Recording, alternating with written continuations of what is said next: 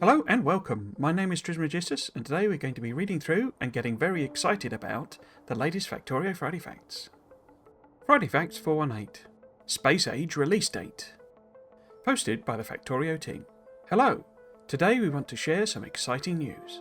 Factorio Space Age Release Date. We plan to release the Factorio Space Age expansion on October the 21st, 2024. The reasoning for this date is that will give us enough time after summer vacation to polish the release, while also leaving enough time afterwards if we need to do bug fix patches before the Christmas holidays. The price of the Space Age expansion will be $35, the same price as the current base game. You can wishlist the game now over on Steam. And I've done exactly that. So this is obviously the page on Steam. Let's zoom that in so that you can see. So yeah, if you are interested in the release, and if you're watching this video, you probably are, of the expansion, then it has gone up for wishlist on Steam. Not yet pre-order, so it doesn't have the price on it yet, but the price will be exactly the same as the base game. That's listed as $35 on the page. For any of my fellow Brits, on the main Factorio page, you'll see that equates to £30, so slightly less numerically because of the exchange rate. So yeah, I mean, I guess it's always dangerous to do so early, but assuming there's no delays, you can get your leave booked in if you need to take leave, or I guess plan whatever horrible disease it is you're going to have in order to take sick leave off. I guess it's worth just noting I'm intending to take some leave at that point, and I will do some live streaming as to when it goes live. It doesn't give a specific time, and they usually don't until quite close to the actual release date. So typically, they'll launch at sort of 2 o'clock or 12 o'clock on the local time. So I'd expect probably I can go live in the afternoon. Just to explain on this particular Friday Facts, it appears to be basically the advertising copy, the Steam page text. So it is fairly short and to the point, and it is pretty much just summarising the content that's going to be in the game. I'm therefore not going to say a lot during that read through. However, just to note, for every Friday Facts that it mentions, I have done a video, and I have done speculation at the time, so you'll be able to find links to those, probably as a pinned comment in the actual video, and get my thoughts on it, from when we saw it originally. However, there are a lot of little details and bits and pieces, Easter eggs, etc., in these images, which we'll loop back to at the end, and I'll do some proper speculation and deep diving on those. But otherwise, it's going to be pretty much a straight read through. Factorio Space Age. Content. Factorio Space Age continues the player's journey after launching rockets into space. Discover new worlds with unique challenges, exploit their novel resources for advanced technological gains, and manage your fleet of interplanetary space platforms. Space platforms, Friday Facts 381. The backbone of planetary logistics and the first foray into space. Space platforms are flying factories that act as the means of transportation between planets. Build defences to shoot down incoming asteroids which threaten to smash your platform. Catch asteroid chunks, crush them and process them into thruster fuel and turret ammunition. Use the platform hub and cargo bays to shuttle cargo between planets. Vulcanus, Friday Facts 386 and 387. Blazing volcanic mountains, imposing geological landforms, plains blanketed in ash, and thick yellow sulfuric fog that burns your lungs and itches your eyes. Extract and refine tough, unbreakable tungsten to craft big mining drills and foundries. Pull lava from the pits to produce an abundance of molten iron and copper. Research advanced metallurgical technologies to build an industrial forge world. Meet tech priests from the Mechanicus. Wrong game. But it is just a note. It's kind of showing the mechanics that it's talking about. So you've got lava processing going on. You've got local science packs, as it were, metallurgical science packs just being loaded into a rocket. There's all sorts of things going on here. Basically, this is calcite coming along the top, for example, and being put in here. This is outputting the liquid metals, so you've got your copper on the right and your liquid iron on the left, molten iron rather, and stone, I think, is being just chucked into the lava, as we've seen before. So it's really kind of repeating a lot of mechanics. One of the things that is slightly interesting is we've suddenly got a regular furnace making bricks. I hadn't really even thought about this. It's not really a speculation point, but we haven't seen that the foundry can process, stone other than, getting rid of it from where you're smelting the lava. So clearly bricks still require the regular furnace. And I mean, it makes sense. It's not really a revelation as such, but it is interesting that good old regular furnaces will still have a use. Fulgora. Friday Facts 398 and 399. A lifeless and desolate place. The thin air is freezing cold but bone dry. A distant sun twinkles in the dull purple of the sky. Wispy clouds race by as a gale whips up sand that grates against your armour. Protect yourself from the nightly lightning storms. Harness their unrelenting power for your own electricity needs. Reclaim the high-tech scraps and ruins of a long-forgotten civilization and recycle them into usable products. Unlock the advanced electromagnetic and superconducting powers of holmium. Recycling going on here with the products. We've got big mining drills here on a scrap patch, I believe. I mean, that's what we would assume it would be. Can't really see the detail of it, but I think there's a scrap patch under there. I say all sorts of recycling going on, and I don't think it's actually in shot here, but there is a lightning rod on the actual sort of main image to harvest and protect the buildings, basically. So yeah, there are, I say, a lot of details in a lot of these, so we'll come back to a lot of those. But yeah, it's basically showing the mechanics that we've kind of seen. Gleba. Friday Facts 413 and 414. A vibrant, multicoloured, swampy landscape shrouded in light mist. The air is thick and humid, carrying the muffled cries of unseen animals from far away. Discover exotic plants and cultivate and harvest their fruits with agricultural towers. Cook, crush and process your produce before they rot and turn to spoilage. Venture into a new realm of biochemical engineering. Well, there's the screenshot of, the biochamber, isn't it? Bioreactor, I always call it, but it's the biochamber, and it appears to be taking in the nutrients, the white stuff, and these, I can't remember what they're called, they didn't give them a name, but these bright green surrounded ones to make the science packs, basically. So I would guess the thing we're lacking the information on, by the way, is this biochemical engineering. We've kind of had hints that it's a thing, with the actual biochamber itself, but we haven't actually had a this is what it involves and this is how it works type post. I don't know whether we will get one before launch, but I think that's meant to be the thing where we've been saying, well, what's the point of going to Gleba? It's that, and we just don't know any detail of it. I say we will pick up on all these later, but we do have some kind of new resource on this belt up here, and then you've got a whole load of spoilage on a belt over here, for example. So again, it's really just kind of showing the mechanics in a single image. Elevated rails. Friday Facts 378. Take your trains to the next level. Elevated rails bring a whole new dimension of challenge and possibility to your rail networks. Heavy-duty rail ramps and supports to elevate your rails. Cross over any obstacles. Build supports on the water to cross oceans. Design advanced multi-level intersections to optimize your train systems. So just to note on that, I'm not entirely sure that's quite accurate, because my understanding is certain buildings are flagged as high or tall, basically. The Roboport is one that may be a little surprising, although it does make sense. It's a massive great building, but I believe, for example, the rocket silo is marked as a tall building, a high building, whatever you want to call it, and so you can't actually build elevated rail over the top of it. So I don't think you can cross any obstacle.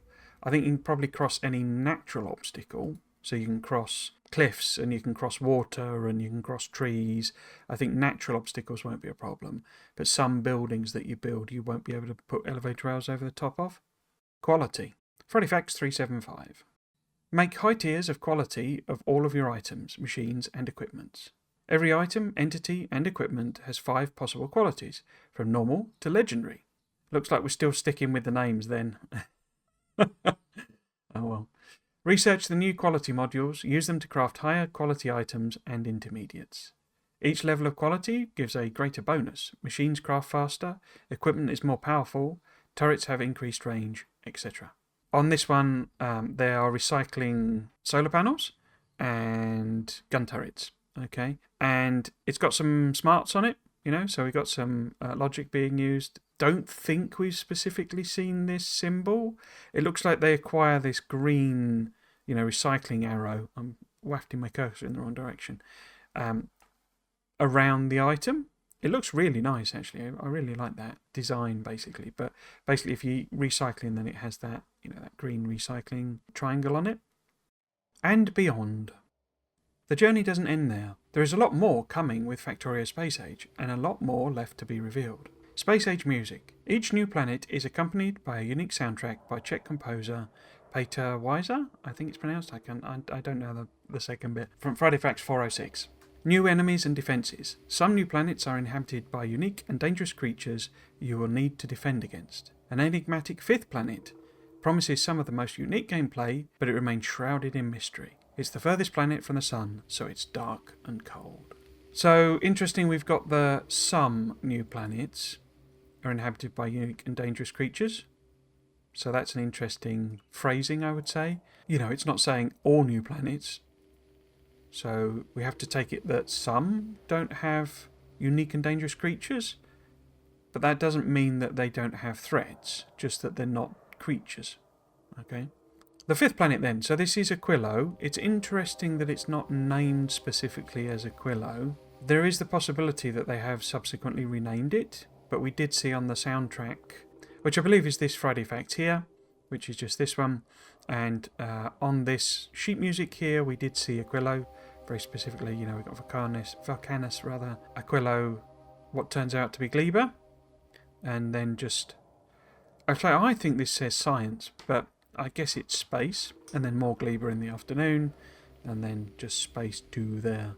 Notice that they've ticked off space 1 and they're doing space 2. So, yes, so that basically just suggested that the name for the planet was Aquilo, but it is still, kind of left as a mystery. I guess the idea is that it remains a complete mystery if all you're doing is checking out the Steam page and you've not read the Friday Facts. And then I don't know if they'll update this later on, once they have the details, or if the idea is just to leave a bit of a tease maybe.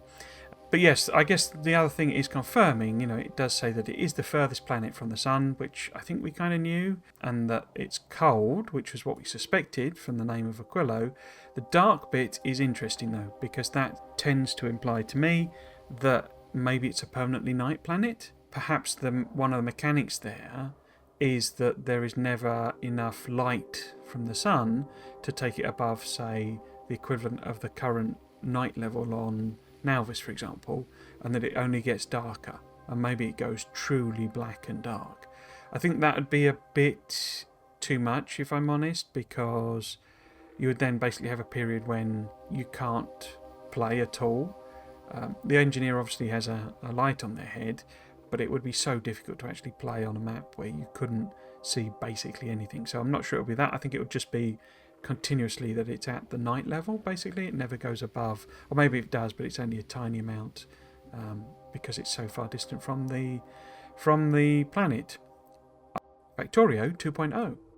But that's not all. Factorio Space Age will also coincide with the release of Factorio version 2, which will be a free upgrade for all users.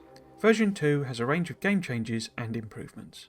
And then they just list out some examples here. So we've got smarter worker robots, which was from Friday Facts 374, new rails from Friday Facts 377, remote view from Friday Facts 380, combinator and circuit network improvements, which were covered in Friday Facts 384 and 405, train control improvements from Friday Facts 389 and 395, the new fluid system from Friday Facts 416, and the overhauled Nauvis terrain generation from Friday Facts 401, and more each week, so teasing more changes coming.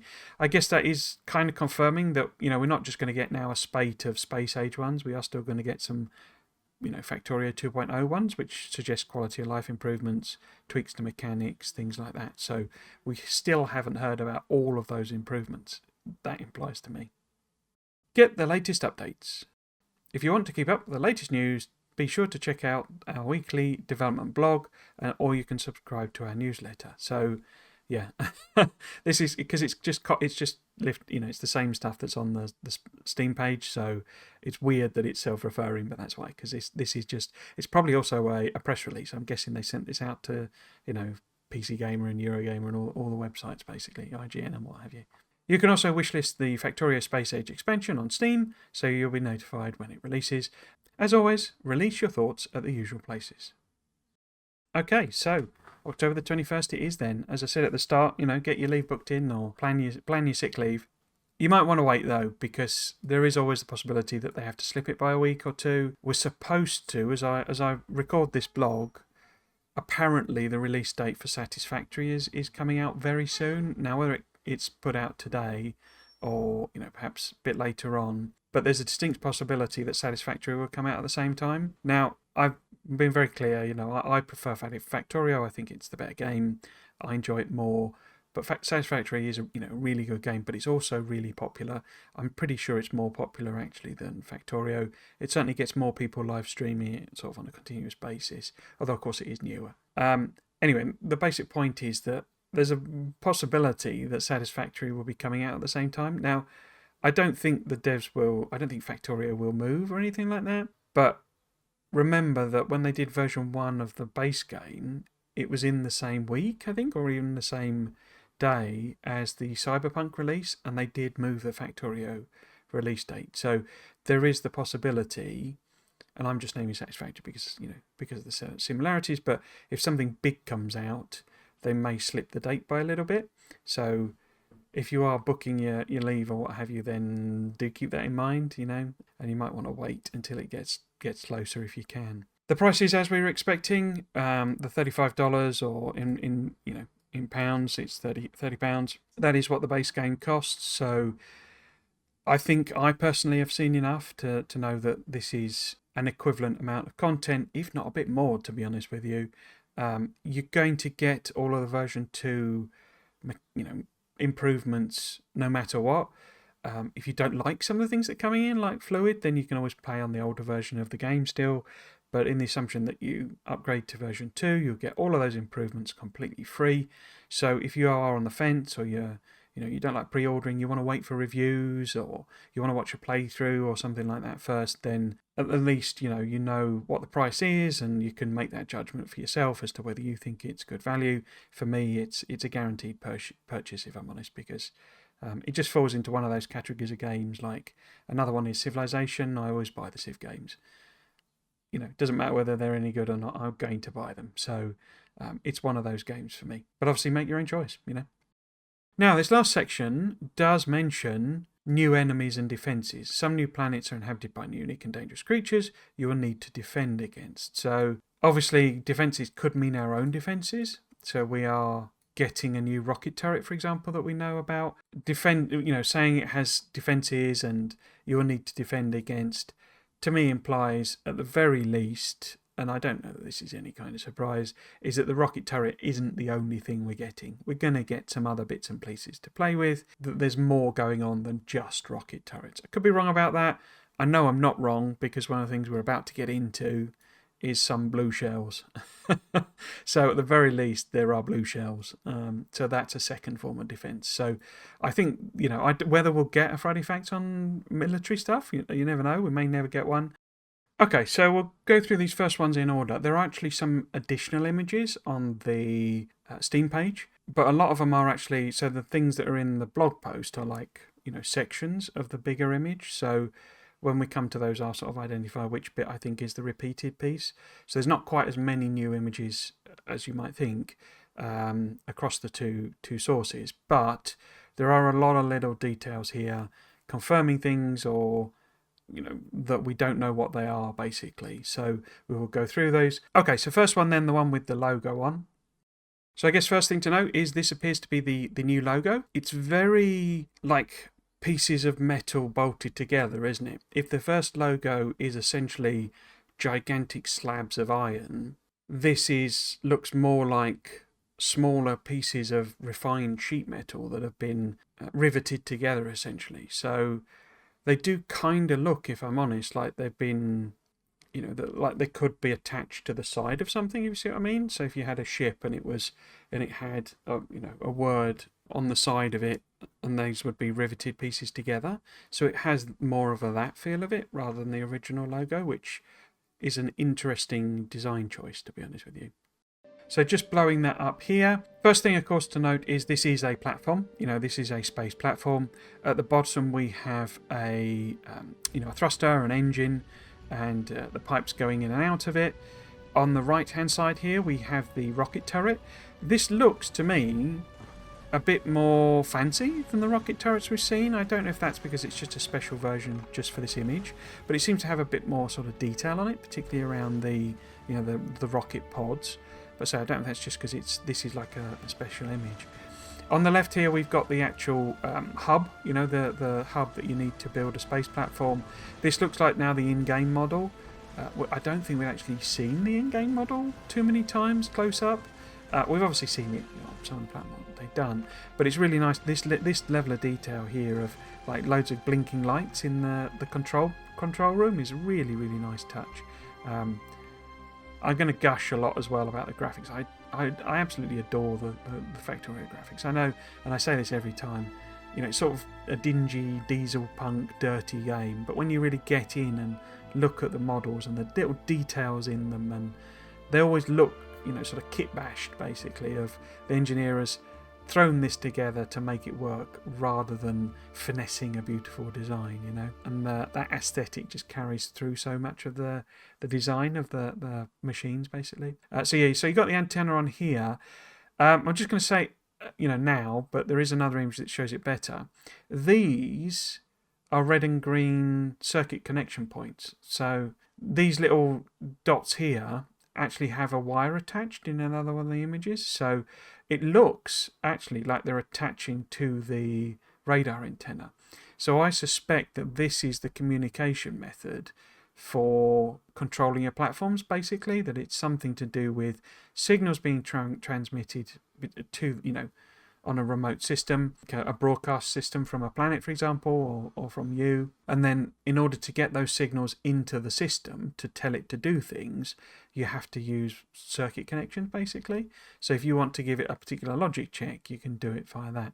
But so that's a later image will actually show that.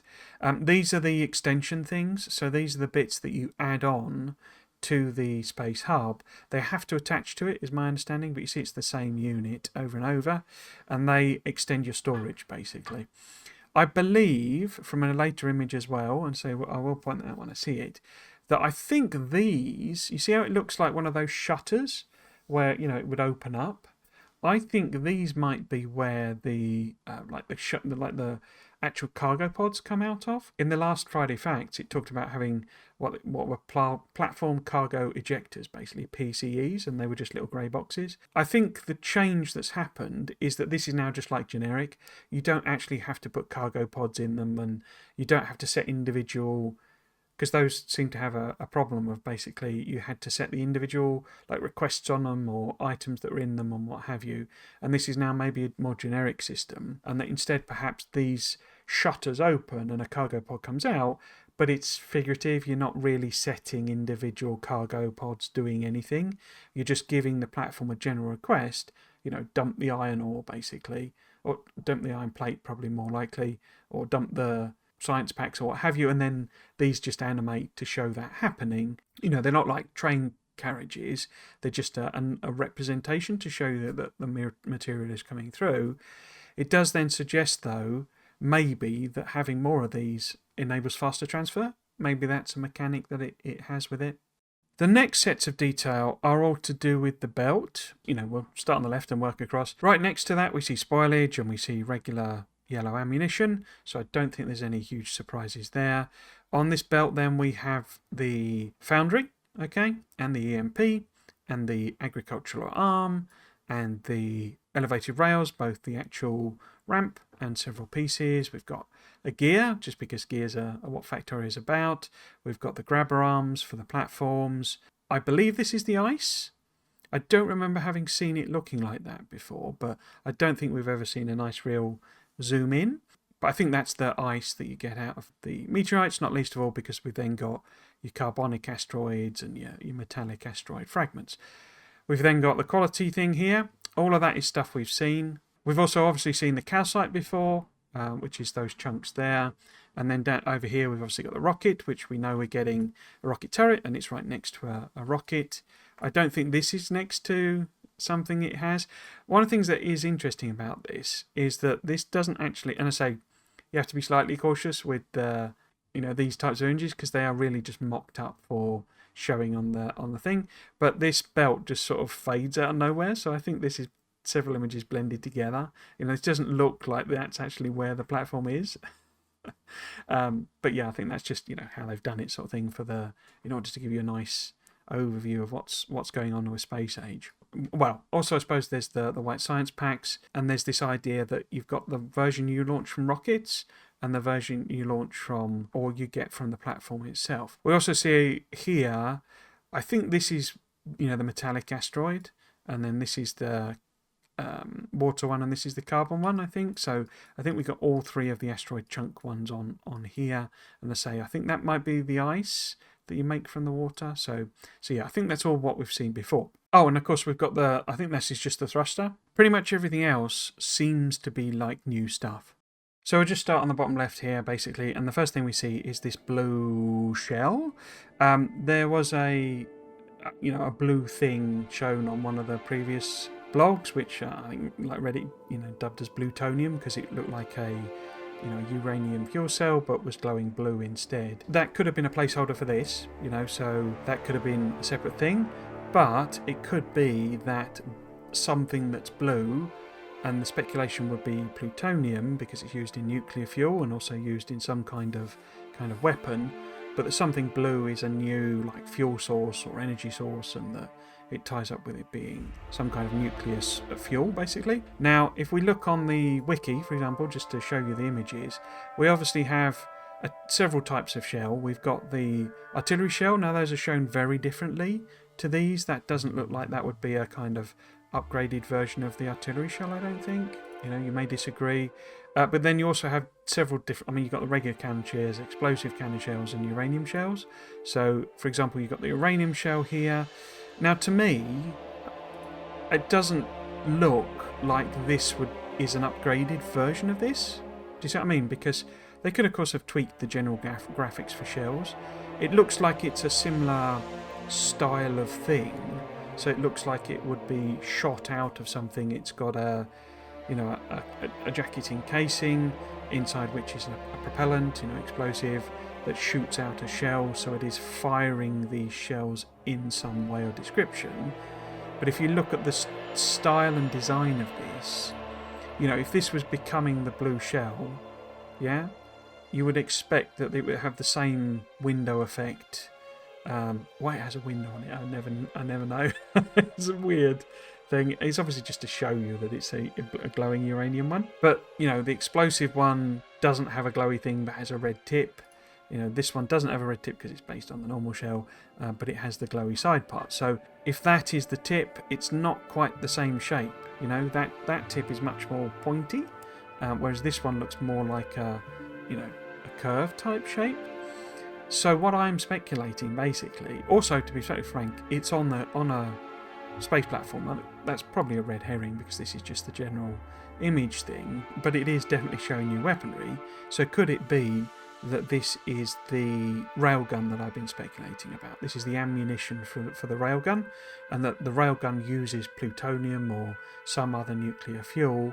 Maybe there's two versions of it, the normal version and the plutonium version, and that makes it very useful against these gigantic asteroids that we've seen, that you can hit them with one or two shells and it breaks them up, and everything else really struggles to destroy the gigantic asteroids. That's been my speculation, and I think that's one of the things we're being shown here, basically, is that there is a new type of weapon that fires a shell type item, but it is a slightly different design. So the other possibility is that this is just a new way of showing the ammunition for cannons.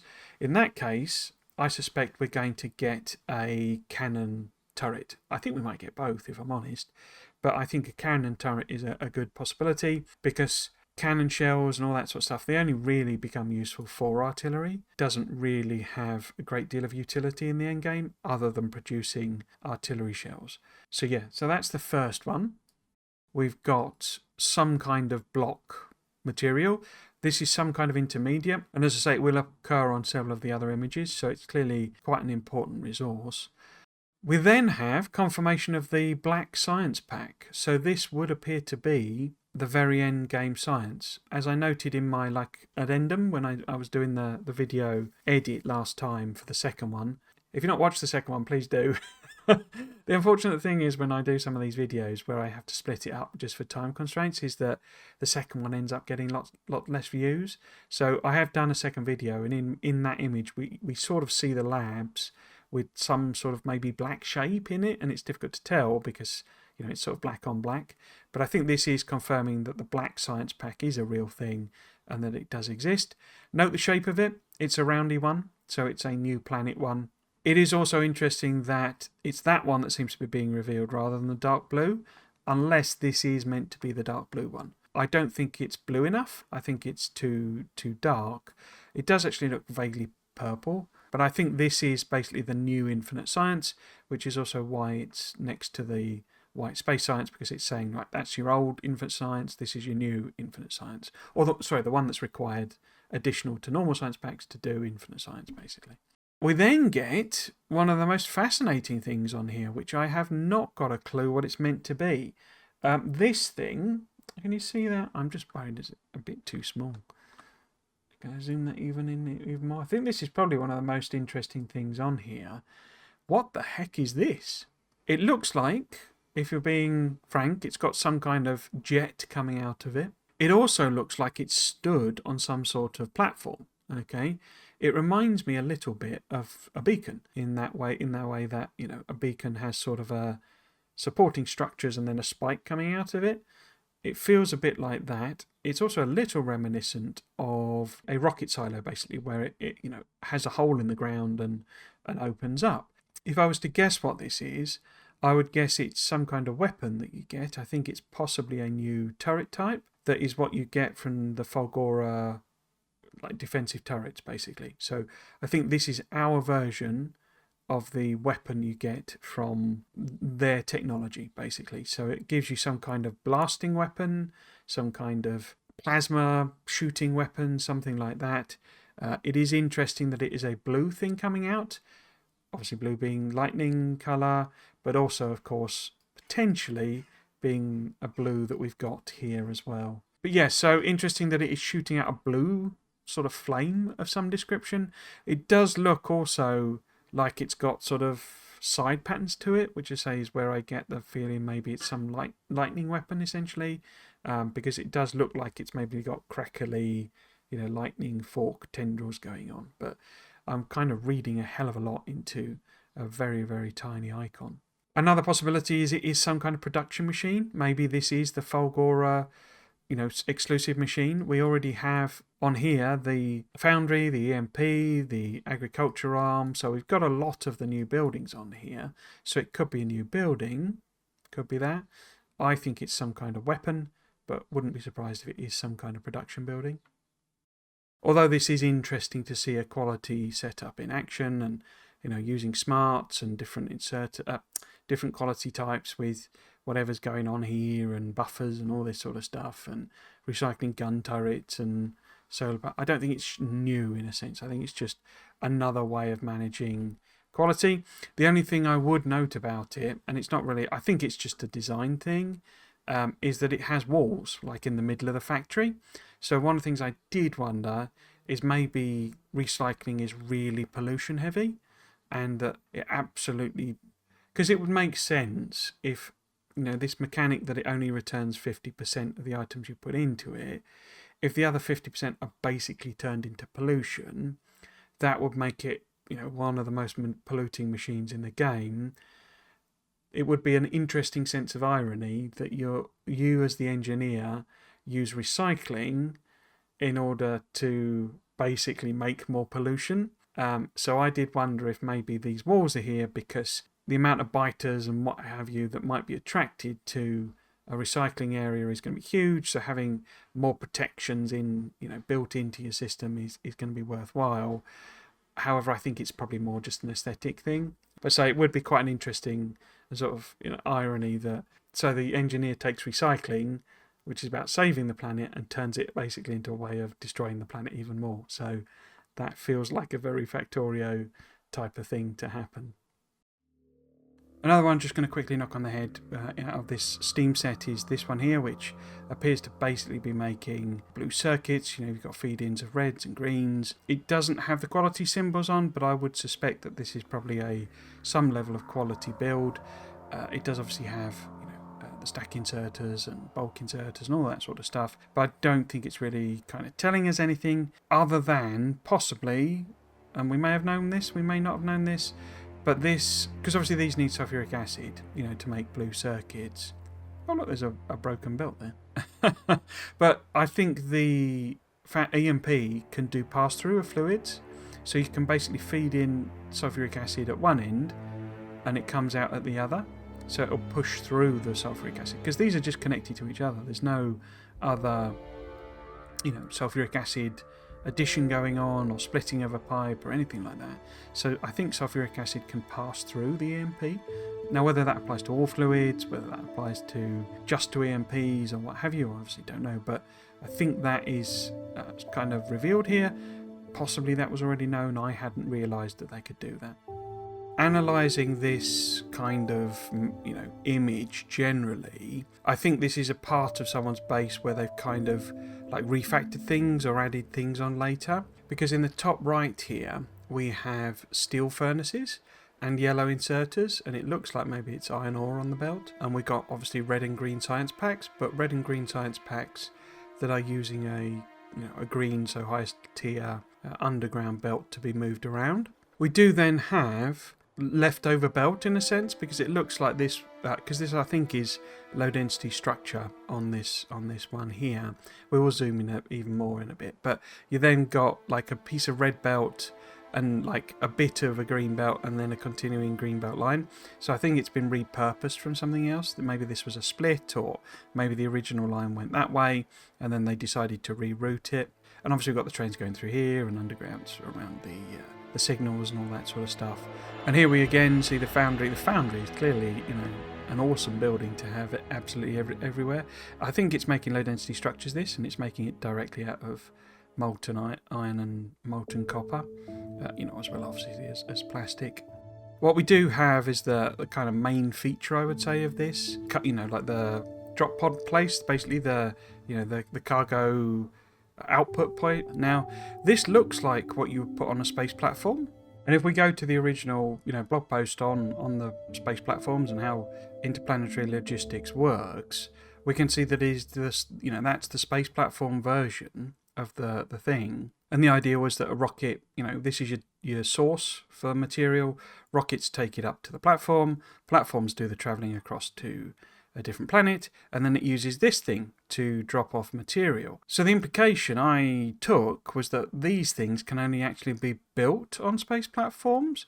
I don't think they specifically said that, but that was what I took it to mean. However, this doesn't seem to be the building that's being used. That looks more like that one to me, rather than that one. So it could simply be that the other one doesn't exist in the game yet, and that they're just using this more like a placeholder? Or can we build these on planets?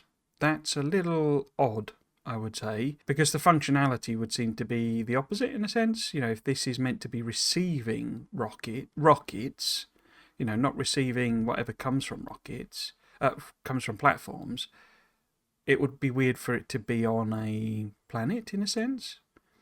But it could be that this is placeholder, they're just using the same one, repeating it, for the platform and the thing. We know that we can only put one of these receiving stations, one per planet basically. So you're not going to confuse it with 10 of the 10 others, because you can only have one.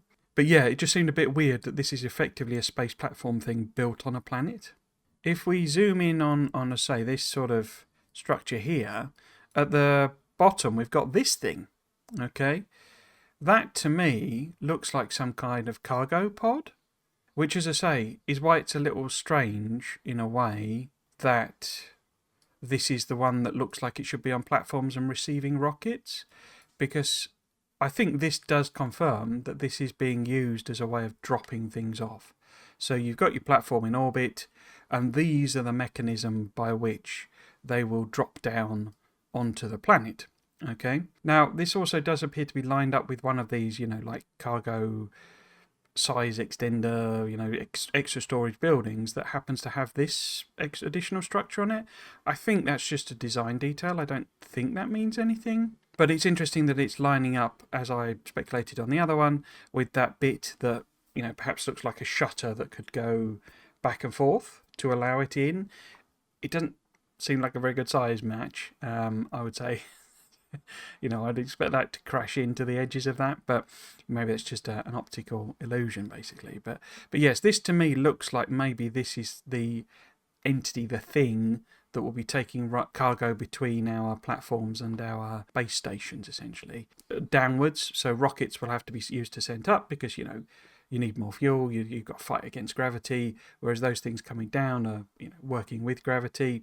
And as I speculated on the other part, I think it's probably just for animation that this represents, material is moving down from your main, from your platform. Here is how we're representing it. I don't think you have to probably build these, limited by the number of them you've got as such, though I wouldn't be surprised if the more of these cargo sections you have, the more volume you can bring down. We do know that there is a hard limit to how much you can move, but that hard limit is incredibly high. And I wouldn't be surprised if you have to reach that hard limit by adding loads and loads of these sections. As I say, I was more just surprised that this building appears to be, the one that's on the platforms rather than the one I was expecting to see on the planets. But we don't know what design changes have happened. The other thing that's weird on this picture, and it gets a bit distorted and stuff when I zoom in, is what the heck is this thing? Both from a point of view of, like, what even is this, to what it's actually sort of showing. Because if you zoom it out, you can sort of get a better feel for what it is. It looks like it's got a little icon of some sort of building on.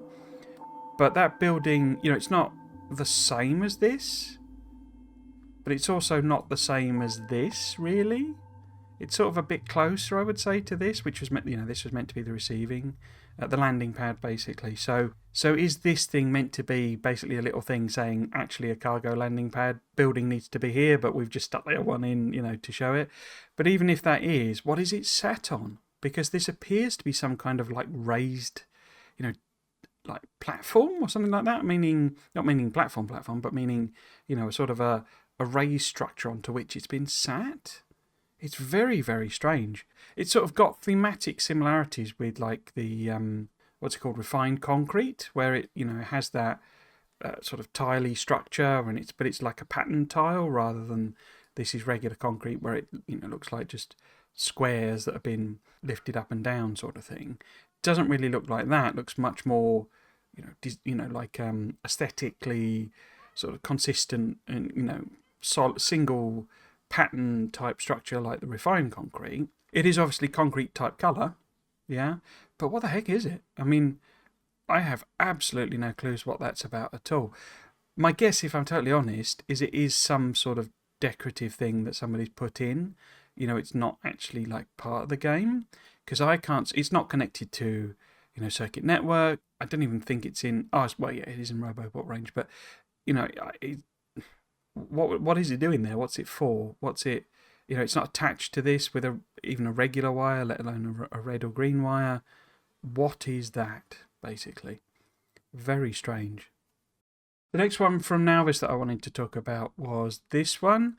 I am pretty sure everything here that's being made is like, vanilla stuff, essentially, but it's using the new techs from other planets. So we have the EMP, which is making level 1 speed modules, for science, presumably, mostly. We have the green belt, for example, here, fastest leveler belt.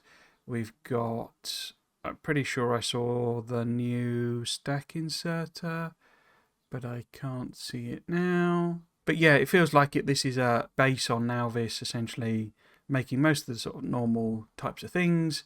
I think it's probably making it for science, I think, because you've got the furnaces and prop module ones on there, so presumably that's going to a sort of a purple science build. Maybe this is going out to a gold science build. And yeah, I think, it's just normal Factorio production things, but just using the additional materials. It's clearly pretty late game because you've got an army of Spidertrons here. We know that Spidertron has been moved off of Nauvis, so they've clearly been to multiple planets, I would suspect. And then you've got an army of them, so they've got a reasonable production of those. If we do zoom in on down the corner here, we can actually see that this is making electric furnaces, but clearly these have got quality modules in, because some of these are like level 2 and level 3 quality. It looks like perhaps, this has got, say, quality modules in and it's spitting out the occasional high quality one, because it doesn't appear to be feeding in anything of quality. So I'm assuming you're just getting random ones coming out, maybe. Could be that it's maybe like recycling something going in, but I say these all appear to be in a position that they would only have got here by coming out of the machine.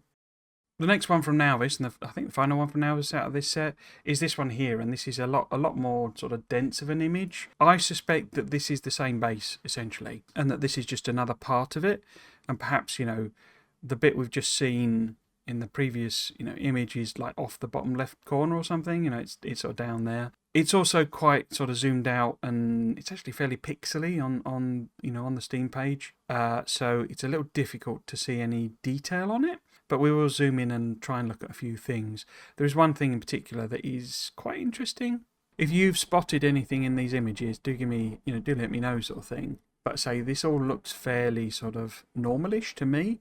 The bit that is weird and very interesting is this forest, okay? Because this looks incredibly dense for how the trees are there. You know, that is incredible density of trees. Now, when they were talking about, you know, when Arundel was talking about the Nauvis redesign, Nauvis version 2.0 of map generation, he did mention that the way it was set at the moment, the way it was set in those images was to have super dense forest. So that could be what's going on here. Why then weird paths have been put through that forest and roboports have been put in the middle of trees is the weird bit, because to me this looks like the type of thing, I thought it could just be somebody fancied doing it, you know, somebody wanted to do it and they thought, right, well, I'll build a little park basically, and you know, I'll put some stone path randomly going through the trees that are there. It's a super dense patch of trees, and you could see this being one patch of trees, and they've just taken out what they needed to take out, and then later on just thought, oh, I'll turn this into a park. I say the really weirdest bit is these roboports being in the trees like this. That's kind of an odd thing to do, if you ask me. Because one of the things it could be, there is obviously the Factorio mod where you can plant trees, and there are several other trees, but maybe there is some kind of mechanic, or some of that being brought into the main game, that there will be the ability to plant trees and things like that. You know, we know we're getting this agriculture, because the other thing with it is we know we're getting the planting arm, you know, the forestry arm thing. It plants them very sparsely, you know, they're far distances apart. It wasn't planting them super dense like this. So I say, I'm wondering if maybe we will get the ability to, you know, plant trees and do all of that sort of stuff that Factorio does. Because this is clearly like a, you know, you've got lights here as if they were, you know, entrances to a park, as I say. And yeah, it just feels like this is not necessarily designed or such, but you know, it's been put down as a deliberate thing, as almost like a feature in the base. And the question would be whether it's just been, you know, they just hacked the trees away to give themselves this, you know, wiggly path and make it look like a park or something like that, or they have planted the trees around the wiggly path, you see.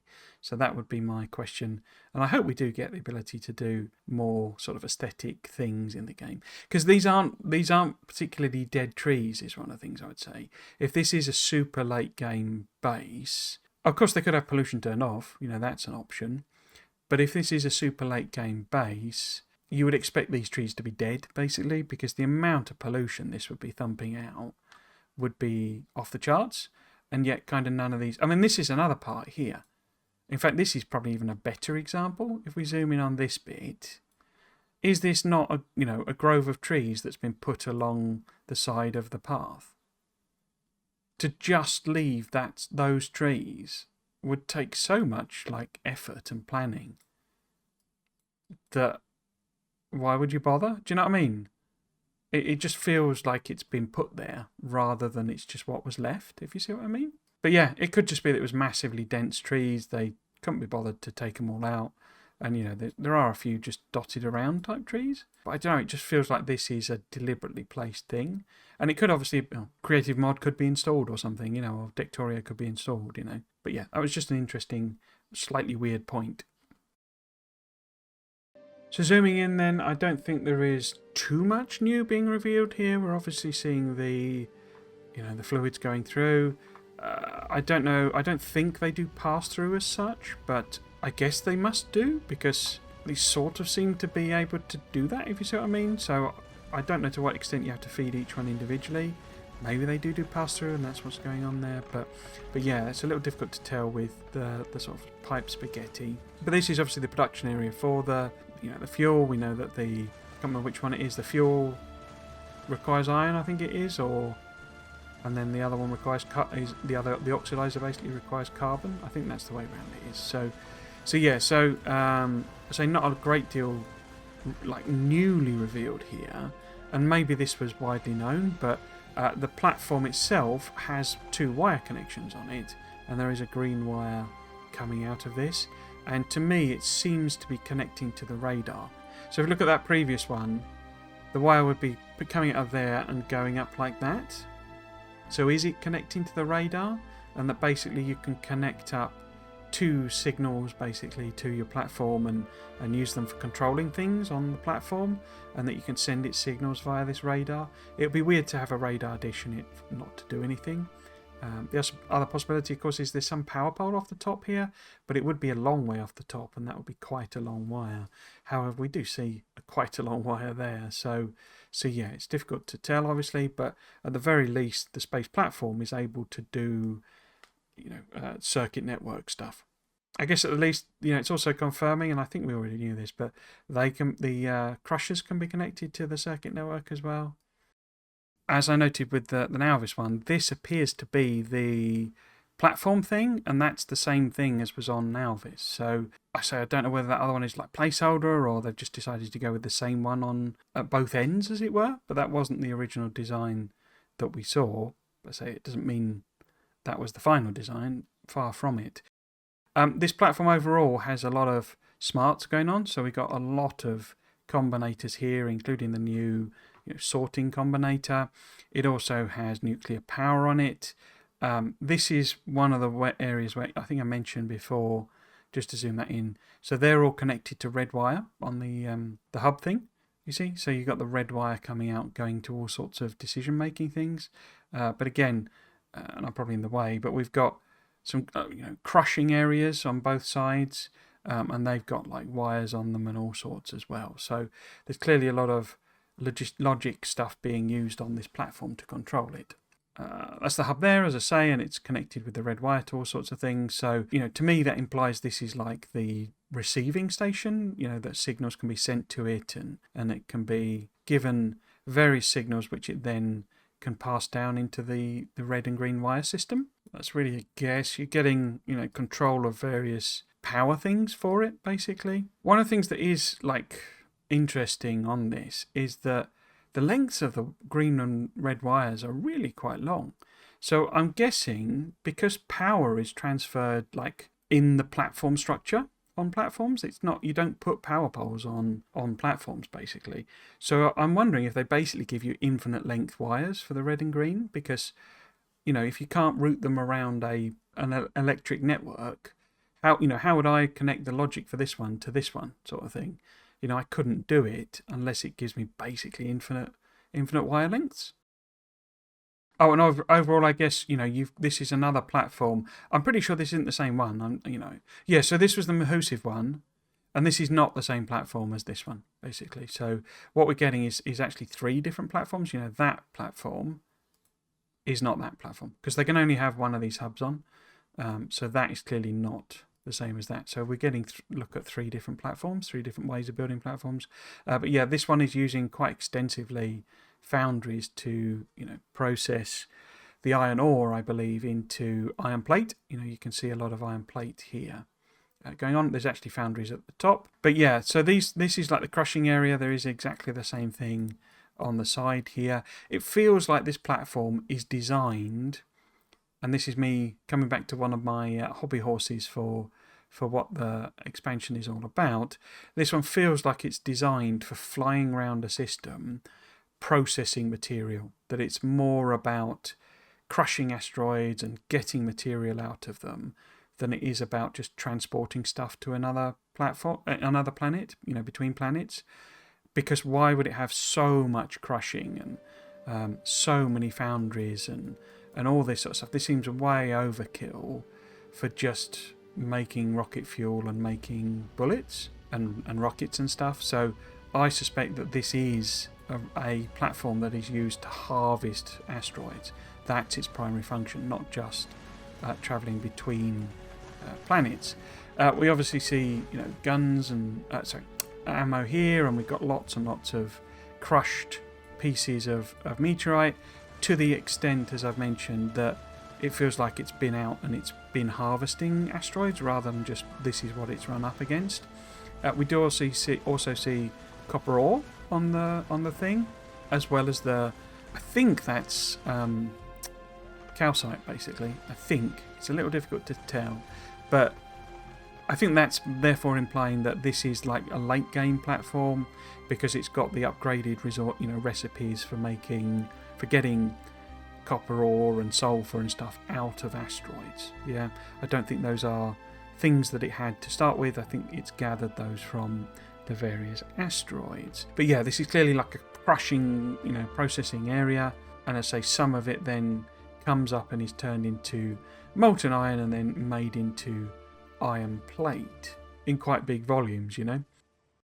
We do also see again, and it'll come up quite a bit now, this this hockey puck type hexagonal black thing, and I think that is carbon. I think previously we saw like just a black normal brick, and I think this is now the proper graphic for carbon, and that, as I say, would tend to my previous speculation all those hours ago on what was going on Vulcanus with the processing. I think it was using carbon in its recipe, maybe making tungsten carbide, and this is how carbon is going to be shown in the game now. And this crushing, as I say, it's doing a lot of input in and outing, so stuff going in, stuff going out, and so there's like things on the outside there that have been processed, and one of which is carbon, because we know we have the carbon asteroids. Is that our only source of carbon? Are asteroids the only source of carbon in the game? I kind of doubt that, because how would you make tungsten carbide without a pretty evolved platform network? Because if you're having to gather all of your carbon from asteroids, that's a lot of like production scale, basically. And so if that was your only source, that would be a bit of a difficult thing to deal with, because then Vulcanus would be hampered by how big your platforms were, how many platforms you were. So I suspect there are other sources of carbon. You can probably make it from coal, you can probably make it from something organic on Gleba. In fact, that may be its main point, that it makes carbon really efficiency. Notice the use of speed modules and efficiency modules. I think efficiency modules are going to become a much bigger thing in space in particular, because they need a lot of power to use, and so having lots of efficiency modules is actually really, really beneficial. But yes, it's powered by nuclear power. Not 100% sure what the chemical labs are doing. My guess is making water, basically. The next platformy one is kind of even more difficult to see any detail on it. It's obviously a pretty big platform, and it's got foundries on it and all that sort of stuff, and I believe it is different from the other two that we've seen. We do have gun turrets, quite a lot of lots and lots of grabber arms again. I think this is probably more a platform that it is doing transport. I'm wondering if maybe it is meant to be a faster one, because it seems to have a heck of a lot of engines for the amount of the cargo things. So could it be maybe this is a Gleba, fast picket? It's moving stuff really, really quickly, out of Gleba or something like that, maybe. It's more focused on getting its power, electric power, from solar panels. There's no nuclear array on this one, but it does have a lot of engines, and so it's got chemical plants processing the stuff, and of course therefore it needs all of this material in order to turn it into rocket fuel to make it faster. But it's not so much about making iron plate and all that sort of stuff, as a production system, other than what it needs for gun turrets, because there's a lot of direct feeding of gun turrets into each other, and so clearly that's the real aim of this, is to sort of, you've got loads of gun turrets all over the place, although interestingly very, very little ammo on the belts, so I don't know if that's a problem they're having. This looks like a destroyed part here. I think that's taken a hit, basically. But yeah, I don't think there's anything on this, but it's really pixelated, so it's really difficult to tell.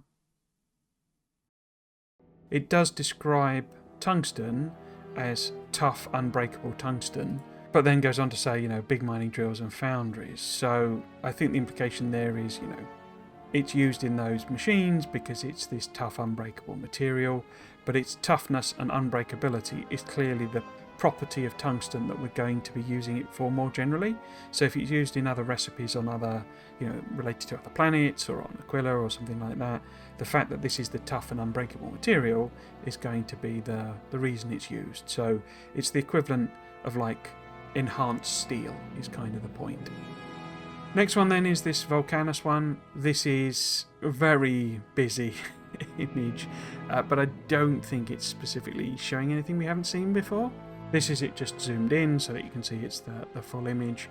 We'll use the pop-out one, but basically, yeah, you're loading in above my head, hopefully, loading in the metallurgic science packs, and then you've got a couple of foundries doing business here. There's obviously one there doing stuff as well, but we don't know what. Yeah, we have the rocket silo accepting metallurgic science packs, I believe. This is low density structures and rocket fuel. I don't think these are being made by these foundries, because I think these foundries are making the two molten metals. I think there's probably a offshore pump basically connected to this one via this pipe, and then they're both taking in calcite, and they're both outputting blue molten iron and the orange molten copper. I think they're both doing the same thing, and I say that I don't think either of them are making low density structures. We obviously have the calcite coming on and all that. So yeah, I don't think there's anything too revelatory here, apart from the fact that we have a good old regular electric furnace. It's nice to see that they won't become completely redundant, and they'll also pop up a little later on. But this appears to be making stone brick, so the excess stone you get out of processing the lava, you then basically can turn directly into stone brick using a regular electric furnace. So it appears that the foundry can't actually be used to make stone brick, or indeed the EMP or something like that. Or like maybe one of them does, it's just that's later in the game compared to when this is taken. We do have some circuit controls on tanks, but a little difficult to tell what's going on there. I think it's just a pumping thing going on. So this first one here is the Vulcanus one that we've already talked about, but like a bigger image of it, so a more complete screen capture. This is the section, so the bottom right here is the section that's been shown in the other Friday Facts image. So we won't talk about that because obviously I've already kind of covered that, just to show you that so they seem to line up. So you've got, for example, the rocket silo here, and you've got those iron chests there. And that's those iron chests there. They obviously go off a bit further off the screen. That's the rocket silo there. And these two foundries doing liquid iron and liquid copper. There is, if I can be frank, a mad amount of stuff going on in this image. It's a very spaghetti-ish base. There is a lot of production of basic things that are, in the game and normal, etc., etc. So, up here we've got pipes and gears and blue circuits, electric motors, regular motors, plate, which I'm not 100% sure is iron plate, but it must be because it seems like it's putting out radars. But yes, so you've got all sorts of normal production that we know about, red circuits there, regular stone, steel. The steel's coming out of the foundries, interestingly. But yes, so all sorts of stuff like that. However, we do have quite a few tungsten-related products. We've again got this tungsten steel beam, this I-beam thing. Tungsten, I believe, is like the purpley colour, the dark purpley colour. So anything that's in that sort of shade is, I believe, made from tungsten, basically. So this is the tungsten ore, and that's where the colour derives from, and then it's making these tungsten I-beams.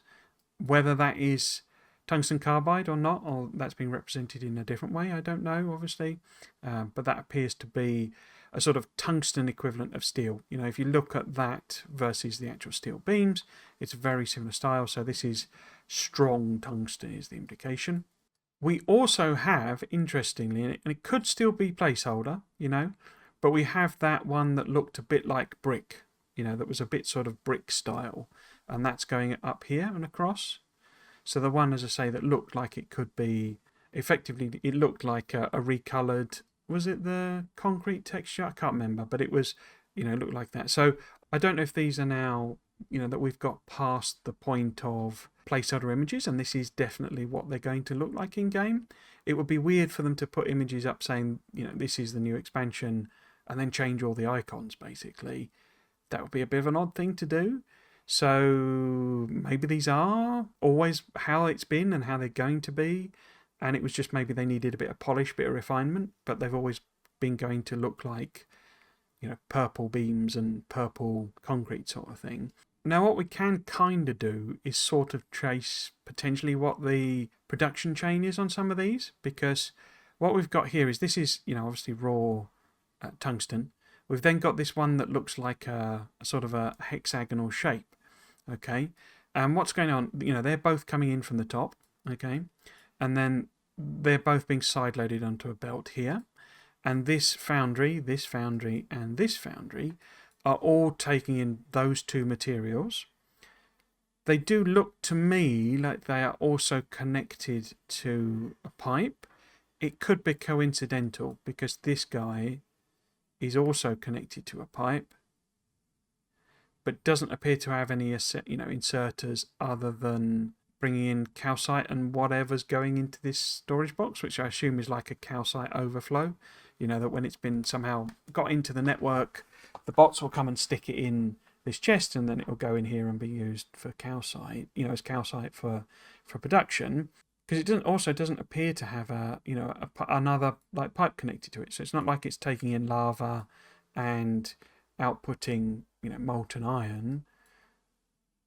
It just appears to be connected to molten iron, which is this stuff coming in from here. Yeah, so this machine, for example, is taking in both iron plate and molten iron for some reason, and making pipes by the looks of things. So it's outputting into that, and that's making undergrounds, and that's making regular pipes. So it's just turning it into iron plate, I think. In fact, that's an output, isn't it? So they're both, this is like the excess iron plate coming out this way, and maybe being used in radars as well. Then you've got steel production here. So you can basically craft steel directly from molten iron. That seems massively powerful, I've got to say, especially with the 50% prod bonus. They did mention that before. This one here, obviously we can't really tell because it's putting it into a chest, but I would guess it's maybe iron plate as well, and that's just excess iron plate going into the system. This one is crafting the gear wheel straight out of iron plate. This one here is just making copper plate. Okay, so we've got foundries doing all sorts of things like that. What we've got going on with these machines, these foundries, is that I'm just trying to check the one on the side. There's a foundry there as well. What are you doing? You are doing something with copper. You're outputting copper. So I guess that's a copper pipe coming in, maybe? Anyway, sorry, getting distracted. But these ones here, okay, are taking in that hexagonal material, okay? So they've got access to both of those. It could be that it's not using one of them, it's only using one of those materials, but this belt ends here. So all three of these foundries appear to be pulling from the hexagonal disc and raw tungsten material. They do also appear to be connected to the iron. So is that part of the recipe? And then outputting it both onto a belt. Okay, so they're both doing a stacked output onto a belt, which is going up here, because these are outputting the I-beams, basically the purple I-beams, and it's going around there and it's going off to other parts of the factory, but it's also putting it into this second machine. Now, what I think this therefore is perhaps holmium reinforced steel. So I think what these machines are actually using iron for, yeah, the molten iron rather. I keep saying liquid metal, because I think liquid metal, but it's actually molten iron and molten copper, isn't it? But basically, I think they're taking in molten iron, raw tungsten, and what I suspect is the tungsten carbide. Okay. No, it's just going to be carbide, isn't it? It's just going to be carbon.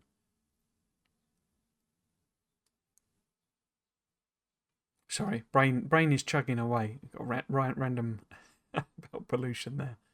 Because we've seen this in we see this in other places. I think this is like raw carbon, basically. I think this is the carbon that you use to make carbon fibre.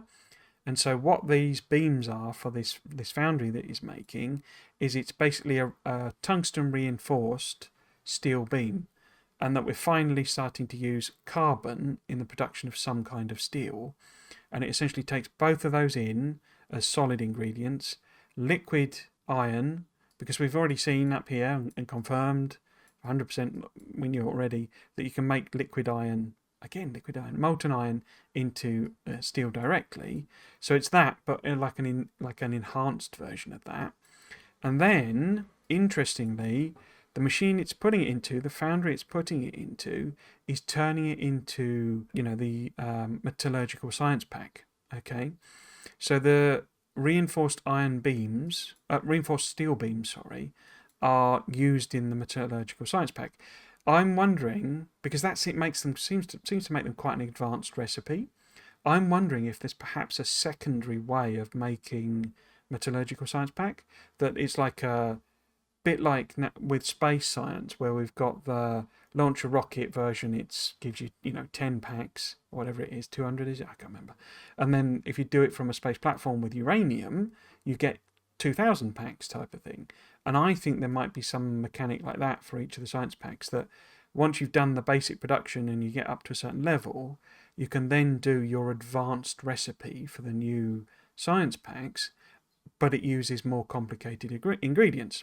Because the other split to this, the other way that this material is going, these what I suspect to be carbon and the tungsten, is coming down the bottom here and is also going into the foundries, because this on the bottom here is another foundry, so it's putting it in at the top basically, which is interesting, isn't it? Or it's putting it on a belt maybe. But anyway, this is the stuff coming through here. Oh no, therefore it's not. Sorry, I thought that this is an underground and it's inputting those into another foundry. How is it doing that then? How is there an inserter there?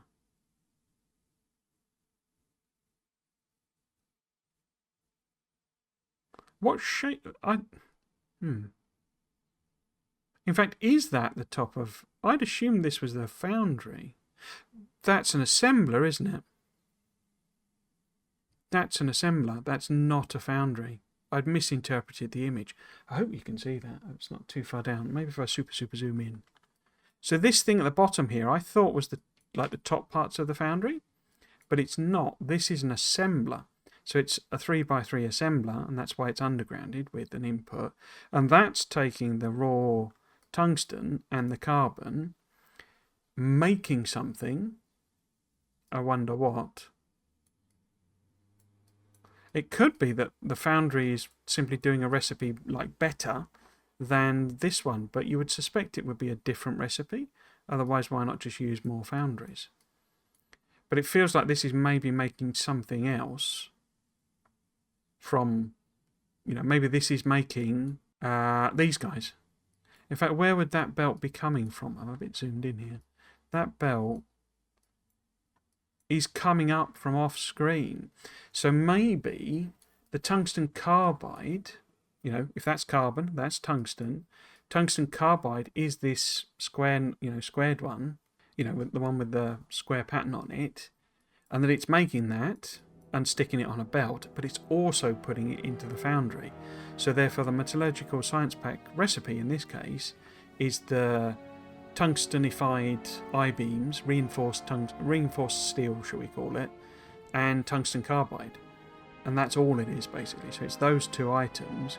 Now, as I say, whether that's then a later recipe or it's the recipe you got to do to start with, it would seem quite a hard recipe to go straight into for making metallurgical science packs. So I'm wondering, as I say, if this is like an advanced recipe for production of metallurgical science packs, and maybe that's a sort of a step up that we get in the game, that you get a secondary recipe for all of the new science packs like you do with space science.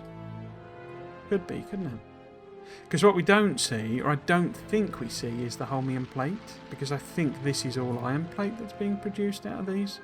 I don't think sort of regular holmium plate is being produced here. It wouldn't surprise me if it is somewhere, you know, being fed into these assemblers down the bottom, but I don't see it anywhere. Instead, we've just got the sort of tungsten carbide, which is just going off, you know, off screen. It's making a remarkable amount of radars, and particularly since it's got logistics, you know, they've got all bot logistics. Putting it on a belt to me implies that it's being used for something, you know, volume manufacture basically. Next one, I'm just going to quickly knock on the head. This is showing some trains on Vulcanus. I believe there's a station off to the right here, and you know, it's probably loading in tungsten ore basically. I think the only, and I don't know that it's even new, is the point that rail, you know, elevated rail supports, if they're in lava, they need to be properly supported by the new landfill. So unlike, you know, for regular water, where, unless I'm getting completely mixed up, for regular water you can literally just put them in and they just, you know, they just support themselves. You don't need to put landfill underneath them, I think. Whereas with lava ones, you do. You can't just stick them in lava and they're fine. You need to build that that super landfill stuff underneath them. I think that's, you know, what's going on there basically. Obviously you'll be able to work around it and stuff and just go across corners and like that there. So yeah, I think that's basically probably the only sort of new thing from this. There's quite a few from Vulcanus actually. This is another Vulcanus one. I don't, again, think this is revealing a great deal that we don't kind of know. It is showing a kind of factory using foundries and EMPs. We do again have the regular electric furnace here, which is producing the stone bricks. So, you know, clearly that is how you make stone brick. You don't use the foundry, you don't use the EMP, you make it using regular furnaces still.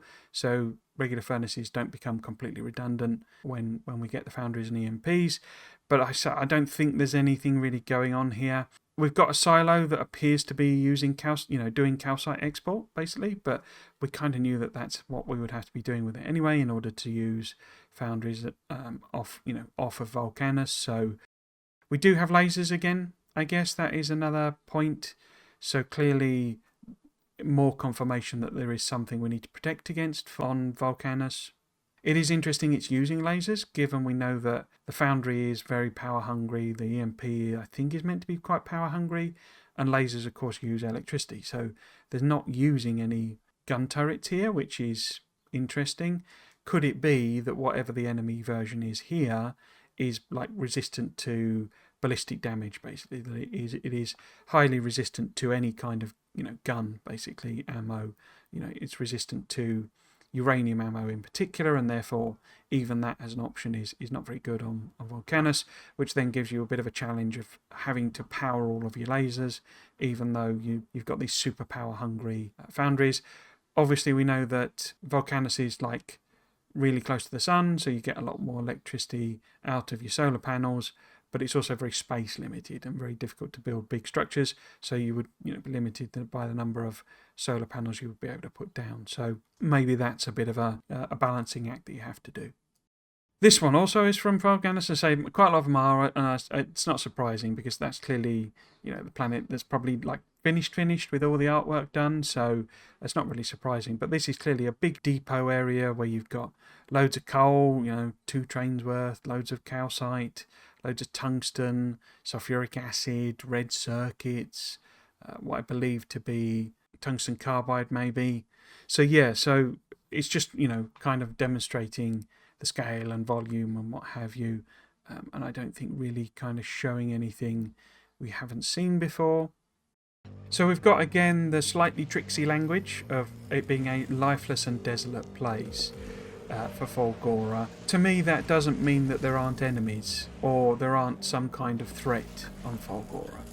It could be maybe the one planet that doesn't have a threat, but my suspicion is still there that there is some kind of, like, you know, defensive system maybe that the aliens have left lying around, and that's kind of a barrier. That's the challenge you need to overcome for expanding your base.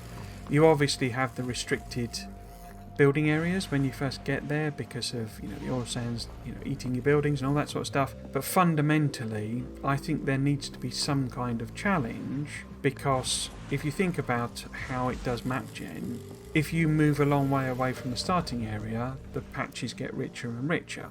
Now they could break that altogether, it could not work like that at all on Fulgora maybe, but I don't see why they would get rid of that basic principle. So in other words, if there's no threat, if there's nothing guarding the patches, nothing blocking you from moving, what would stop you from landing on the planet and then using... I mean, it could be that the only, lightning rods are in the starting area. They could have fixed it like that. That could be the way of stopping you from just moving away. But basically the point is, if you just landed on the planet, walked continuously, paused when there's a lightning storm at night near some lightning rods so that you're protected, and then kept going, eventually you would get out to those tens of millions of scrap patches with not having had to do nothing other than walk there. And if you brought a tank with you or what have you, you could drive even further a lot quicker. And that's why I fundamentally think there is something guarding the bigger patches, guarding the richer patches, something like that, so that it basically creates a barrier, an obstacle for you to overcome, and it won't be there in your starting area, but it will then be there and perhaps more powerful, more prevalent, more of them further out, so that you've got to work out how you're going to take over those patches essentially. But as I say, I think it's some automated defense system, firing lightning at you or something like that if you get too close, so that you have to be really wary of it, you have to avoid it, etc., until you're able to tech up and overtake it. And I think that, again, it's not alive, it's not a living organism, it is some automated defense system, and that is a technology we will make into a turret ourselves, basically. So we will get an additional turret out of it. Holmium is described as having advanced electromagnetic and superconducting powers. There's no mention of that Tesla technology that was mentioned in the actual blog, so I don't know if that was maybe just a misspeaking or something, and it's really electromagnetic technology, or they're just not talking about it because it's too much detail in this kind of press release. Next one then is Fulgora. Very, very busy image. This is clearly the impact of the tight building spaces with those plateaus. Zooming in on this image gives you this. It's even more dense with stuff. There were a few things that I thought were interesting here. I mean, first off, they're using big mining drills on Fulgora, so clearly moving those around is desirable. There's no benefit using the smaller ones unless you're talking about space restrictions. They are directly outputting into a recycler, okay? And that's what's basically going to say. It's clearer in the bigger image that this is extracted from, but these are all big mining drills outputting directly into recyclers, which makes sense because that's how you turn scrap into useful materials. What they're then doing is, because this one has an output directly onto belts mechanism, a bit like the mining drills themselves, it can dump things directly onto belt, it doesn't need an inserter. They are then pushing that material into active provider chests so that it pushes it out into the system. Now what's going on that I think is a bit more interesting is, firstly, these are all wired up, so these are all connected to the circuit network, so they're clearly being controlled in some way with something that's going on. But over here we see that there's some even more recycling, because clearly these mining drills we know are very, very productive. They can push out lots and lots of material. I would guess that a recycler is able to handle it all, and there's not excess. But what's being pushed out here is going straight into an active provider chest and forced out into the system. On the left here we see a bunch of requester chests, being bot fed, and that being then put into even more recyclers, and those recyclers pushing their output into active providers and sent out into the system. What I think is actually going on here is that these chests are being controlled by circuit networks, because I think what's probably happening is that the system is like self-balancing, where it's saying, right, well, because recycling is a percentage chance thing. So if it's suddenly saying, right, well, you're getting loads more green circuits, for example, send more of them into recycling, otherwise they will clog up the network. So if you end up with all of your chests full of green circuits, you want to prioritize the processing of green circuits, because I can't really see any other way or reason for like connecting the green, because obviously, you know, you can connect chests to inserters and tell them to do things, you know, based on the contents of the chest. That's not new behavior, but linking them all together like this, to me, has the feel of like a dynamic setting thing, where it's saying, right, now that, because you remember we've got this new combinator that would do like ordered lists, so you can say, right, the most is what you want to have as your request, and the least, you don't bother. So as that changes, as you get more red circuits, as you get more blue circuits, as you get more iron, as you get more copper, if you want to process all of them so that it gets rid of them, having a system where you can just dynamically order them in based on the, right, well, this is the most amount of material we've got, process that next, and changing the requesting would seem to be a sensible way of doing that. I think that's new behavior. I don't think we can set the requests of chests via circuit networks at the moment, but I'm probably wrong. I do quite simple things with my circuit networks, so I might well be wrong by that, but it feels like that's what's going on and that's what's happening, because obviously this is on a red wire, and then the actual inserters themselves are on a green wire system. So at the very least, there's some logic going on here that is saying do something. And it could be that it's being controlled in that way, that you're changing the actual filter of the inserters. One of the things we have to remember is that every inserter is going to be a filter inserter in version 2.0, so you can dynamically set what it's requesting. So these could, be requesting just everything in, and then there's a circuit we can't see that says, right, well, we've now got way too many green circuits in the system, flip the request to green circuits for the inserters. So it could be being done that way, but it feels more like it's doing a sort of dynamic request, which would be, I think, new. This is the Fulgora image. The bit that's zoomed in, or the bit in the Friday Facts, is sort of in here somewhere. I don't know exactly where the dividing lines are, but this is the corner where it has these chests with the circuit connections. This is the big mining drills, and there's those recyclers at the top here. So as you can see, it's sort of a corner bit there. And just to show you that for confirmation, this is the Friday Facts image, and you see you've got the chest there and the big mining drills. As with the Vulcanus one, this has obviously got quite a bit more on it, although I don't think in this case it really shows a great deal.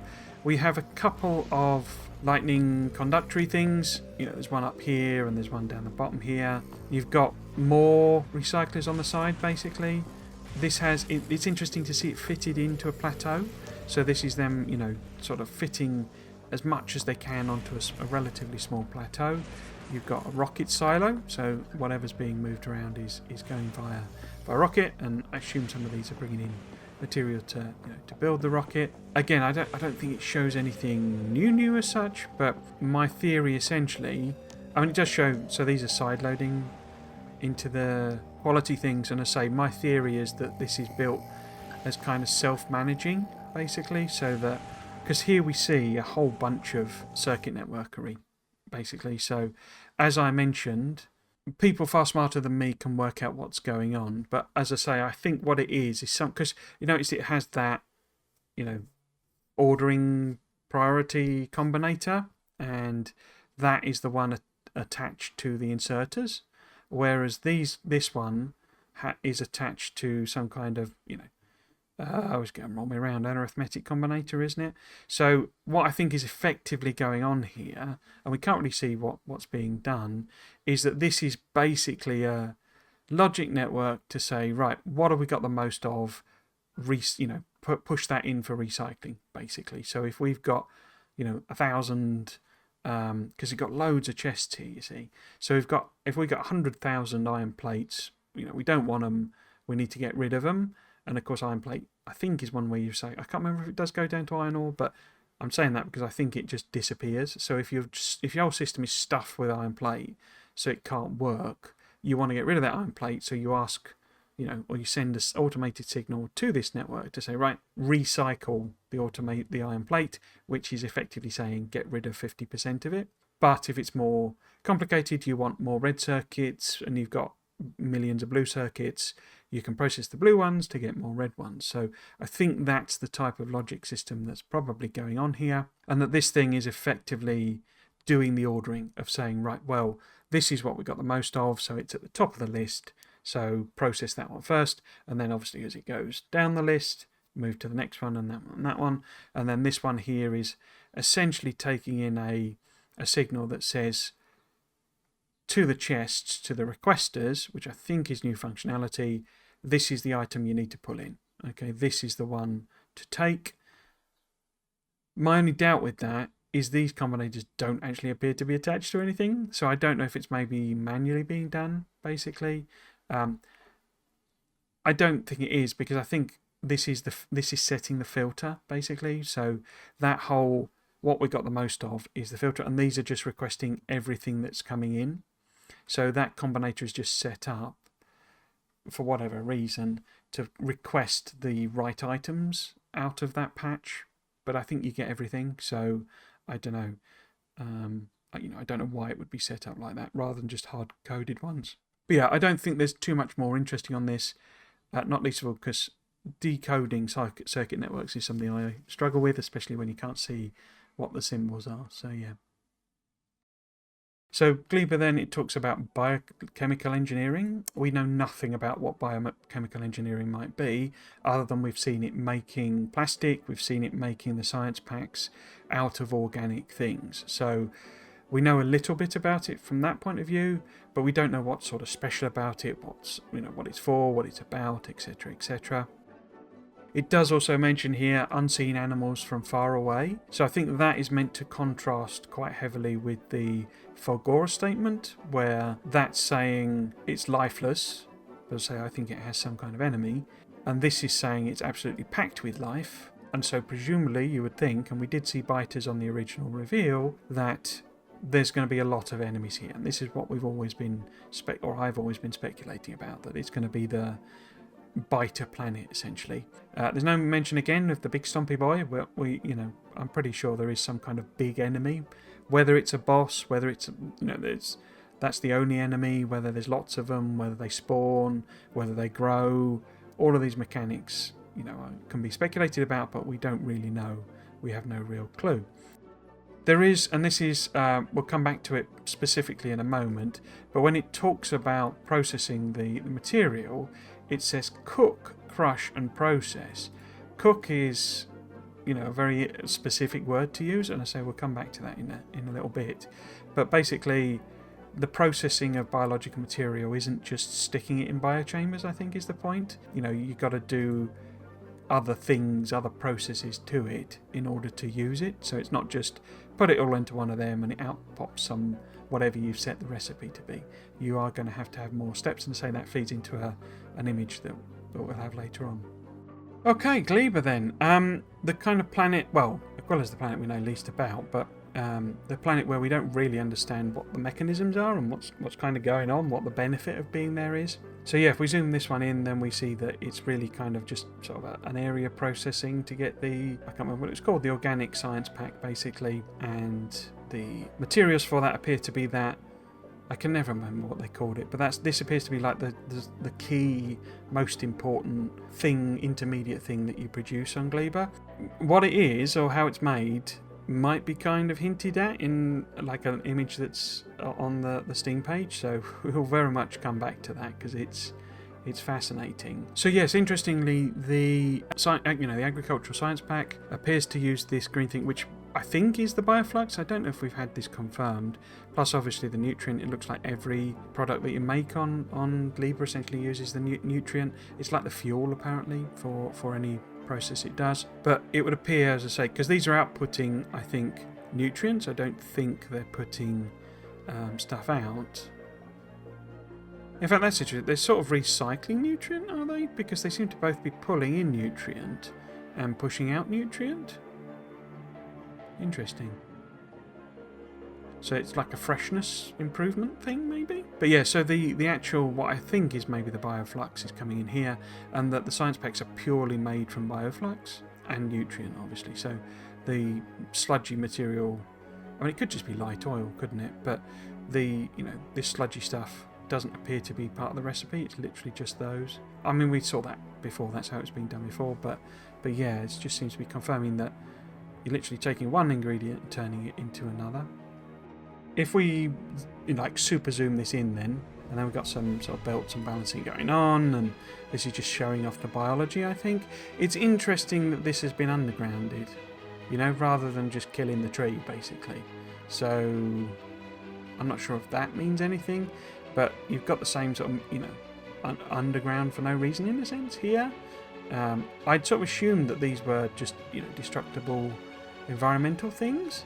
Whether it's actually important biologically, I don't, in terms of something I don't know. I don't think, I'm pretty sure this isn't the harvestable tree, but it could be that, because going back to that speculation I had when we were, first shown Gleba, that the actual plant life is hazardous, and that maybe if you chop it down, it like explodes, or it causes poison damage or acidic damage or something like that. So you want to do that fairly carefully, and you just want to, only get rid of the things you actually have to get rid of.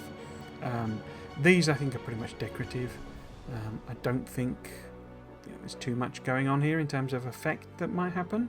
But so it is interesting that this has been undergrounded, because they could have left this one, for the image to show you these are what the plants look like, because the same's happening here. And it could just be they've run a belt and it's just automatically done underground, so it's just me over-interpreting. But yeah. What we do see on the belt here is what I suspect is a seed. We did see a seed for the other fruit that we know about that's definitely a fruit, the one that gives the mash, the circular one. And it wasn't this seed, I don't think. Yeah, so if we go back to this image, you see, it is seed, they're both sort of seedy and bitty, like it's a bunch of seeds. But this one's pink, you see. And the one on this image is white. Okay, so I think it is the seed for the other plant that we can harvest and process. But I think it's white, and that ties up, as I say, to the other image that we will see. What is interesting, though, and that struck my eye, was that you got this brown sludge fluid again. In the last Friday Facts, in the video that, not as many of you have watched, please go watch it.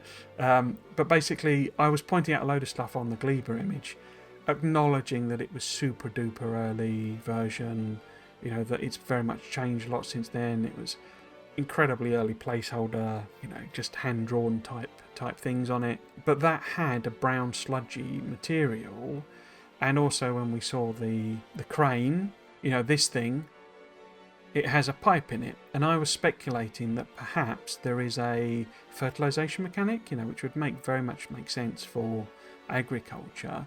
So perhaps that is the sludge. Now, why it's being run along here, I don't know. It could just be that that's the most convenient place to have it, and they can put the inserters around. But it doesn't appear again to be connecting to the building. This is an underground, so it couldn't connect there. There is no fluid connection to that part of the pipe. So, I say, it is odd that it's not just an underground covering maximum distance, which is what I would normally do. And I would normally only do this type of thing where there's an actual pipe connection, but there doesn't appear to be a pipe connection. Now, one of the things this could mean is that this has just been copied and pasted. That there is a recipe that does involve connection of fluid by the biochamber, and that this is just a pipe that's connected to a generic set of pipes, and it happens to therefore be pulling fluid in. It's just a bit of laziness in a sense. But it could also be that this is attempting at some point to get to an actual growing area, and that they've just run the pipe down here. But it is interesting that it is a gloopy brown sludgy material, which is kind of one of the things we saw in that last Friday Facts. Okay, this last stretch is kind of about Gleba. I think there's a few placeholder things on this, but the big one, the big revelation, I would say, is this picture. This, I think, is the second fruit, basically, the second thing that you can grow and harvest on Gleba, because this is the agricultural tower, and it is clearly planting and harvesting. Well, I don't know about you, but to me, these look like brains. They look like brains that are growing on the tree, which is weird. It looks, I mean, I think these are placeholder art pieces. I don't think this is maybe the final, because it looks like it's a drawn thing rather than a 3D modelled thing. I think these are 3D modelled, but I don't think these grow it, because they would need to loads of different animation, versions for it growing, because you can actually see a tiny one here and like a fully grown one here. The actual plant itself is kind of horrible. and it even looks like, so the way a brain is structured is there's like white matter and grey matter, and the white matter is the sort of internal connecting wires. I hope I got that the right way around. So that the grey matter is the stuff on the outside. And the reason brains are wrinkly, essentially, is because it's a way of packing in more density. So it's like a thing of if you scrunch a piece of paper up, then it can be a tiny little ball. Whereas if you have to have it flat, then it becomes a huge, great piece of paper. So the same thing happens basically with brains, where it's actually a lot of biological structures where you squish it together, it becomes all wrinkly, and I mean same thing happens with your digestive system. It's all wrinkly and it gives it a massive surface area with in a small volume. And that's the idea with the brain. Therefore, your wrinkles on your brain create lots and lots of surface, and that's all of your grey matter. So you can have lots and lots of grey matter squished into a small area, but then all of those need to connect. What happens with brains is they have neurons that fire, and those signals are sent around. There's a big chemical soup in your brain that is a lot of how you do your thinking. But basically, all of those connections are the white matter, which is basically a load of lines essentially along which electricity travels. What that creates is a brain structure that it has like the white matter sort of does that, where it sort of goes from the bottom sections, because brains are actually like that sort of shape, and so you get a lot of white matter that has to come from the bottom lobes to the top lobes, and that kind of looks like what's going on there, as if you sort of pulled a brain away and you left the white matter behind and only took the grey matter. This is the sort of shape you would get underneath, if you see what I mean. So it looks a lot like that. Another way of looking at them is they're like walnuts.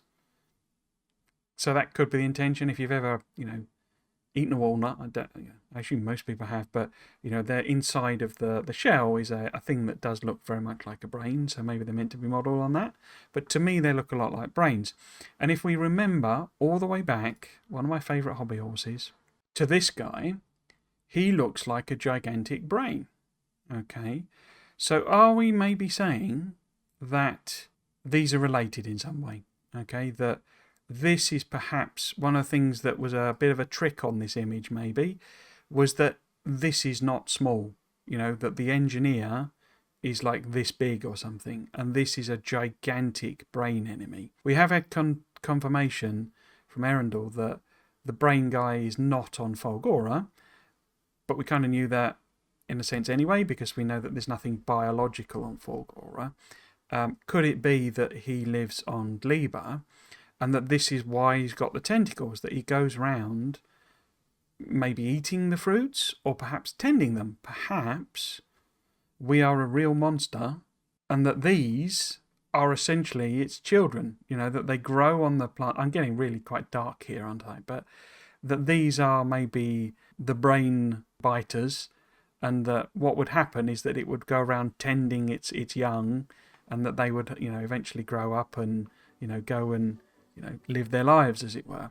They get plucked off the tree and they become, or they drop off the tree and become animals. So I don't think that's going to be the thing. But it is weird that we've got a brain-like, structure that we're apparently harvesting from the trees, and we've had a brain-like enemy. That's an interesting similarity, basically. Now, what's actually happening here? Firstly, remember the dot, small white dot, that we saw on a belt. That is clearly the seeds for this, and they're just simply being put onto a belt and sent away. Now, one of the things to note, and there's not a lot more in this image. There's not anything deep to speculate about. Clearly, the second growable terrain type, the artificial one, is like a pinky colour, because these are sort of a pinky sort of a tree. But it's being put on a belt and sent away, and that's kind of all we see on this image. The next one, though, what we see in another one of these images, is this. Okay, now if you look at the bottom rather than the rest of the image, we've got a bunch of furnaces, okay, regular electric furnaces, and they are outputting the brains, but the brains are a lot darker in colour. Okay, so here they're a very light pink, and here they're a very dark pink. Okay, In the actual blog post that this is from, it uses the phrase cook, crush and process. Your produce. Cook your produce. Okay, so what this is, I think, telling us is that what we do with the brains is we cook them, basically. And that, unlike the other one where you peel it and you get the mashed stuff from inside, with these, you cook the brains and, they go to this darker pink version, and then you can use them in your recipes. We do see quite a lot going on here with these particular biochambers. They're obviously making what, as I say, I think is the Bioflux. I think that's what this like glowy blobby thing is. Now, if you look at what the recipe therefore is, it's taking in the sort of green gelatinous cube things, and it's also taking in the processed brains, the cooked brains, and then it's essentially encasing the cooked brains in the green gelatinous stuff, and that makes then Bioflux. I have been speculating for a little while. I mean, obviously you've also got the nutrient, they make it using the nutrient to fuel it, but I've been speculating for a while that so one of the things that was interesting is that the move that they put on the steam thing is the one with the gigantic platform and the one where it sweeps around it. Now, if you remember, let's see if I can find it. Yeah, if you remember, when we saw the actual, hub thing, there were these dead biter corpses all over it. And a lot of people were like, oh, it's just some error, it's just some graphical glitch, and, it doesn't mean anything, and it's not real in a sense. Because they're up here as well, and you can actually see a biter head. And what I'm wondering, essentially, I don't think I'm right on this, but it's quite a fun thing to think about, is that perhaps the Bioflux, given that it is roasted brains in gelatinous gel, perhaps when that spoils, it doesn't turn into spoilage, it turns into biters. And that what can happen, perhaps it's a percentage chance thing, but what can happen is that if your platform is, heading away from Gleba with all this Bioflux on board, it expires, it spoils, and suddenly it turns into biters, and suddenly you've got an infestation of biters on your platform. Because that would explain why we've got things like gun turrets and rocket turrets right at the back of the platform. These surely must have no other purpose than shooting something on the platform, because this is such a big platform. Yeah, these gun turrets cannot possibly be shooting asteroids that are up here. Now, there is maybe an argument that if something is ploughed right the way through your platform and you want to destroy it before it gets to your engines, I mean, we don't know a lot of stuff about platforms. I mean, what if something does plough through a platform and cuts it in half? What happens? Does the whole thing blow up? But anyway, setting that aside, so, they could be there to stop that from happening. They stop things from, destroying your engines and splitting your platform in half and that sort of thing, because that's like the worst case scenario. But setting that possible point aside, if this is like a bunch of biters that escaped, that hatched out of those Bioflux eggs, essentially, they've then been killed off by these turrets and rocket turrets and what have you on the platform. So that's my sort of mad theory about what's going on. I don't actually think it's the case, but I do think these are biters, basically, is the real thing.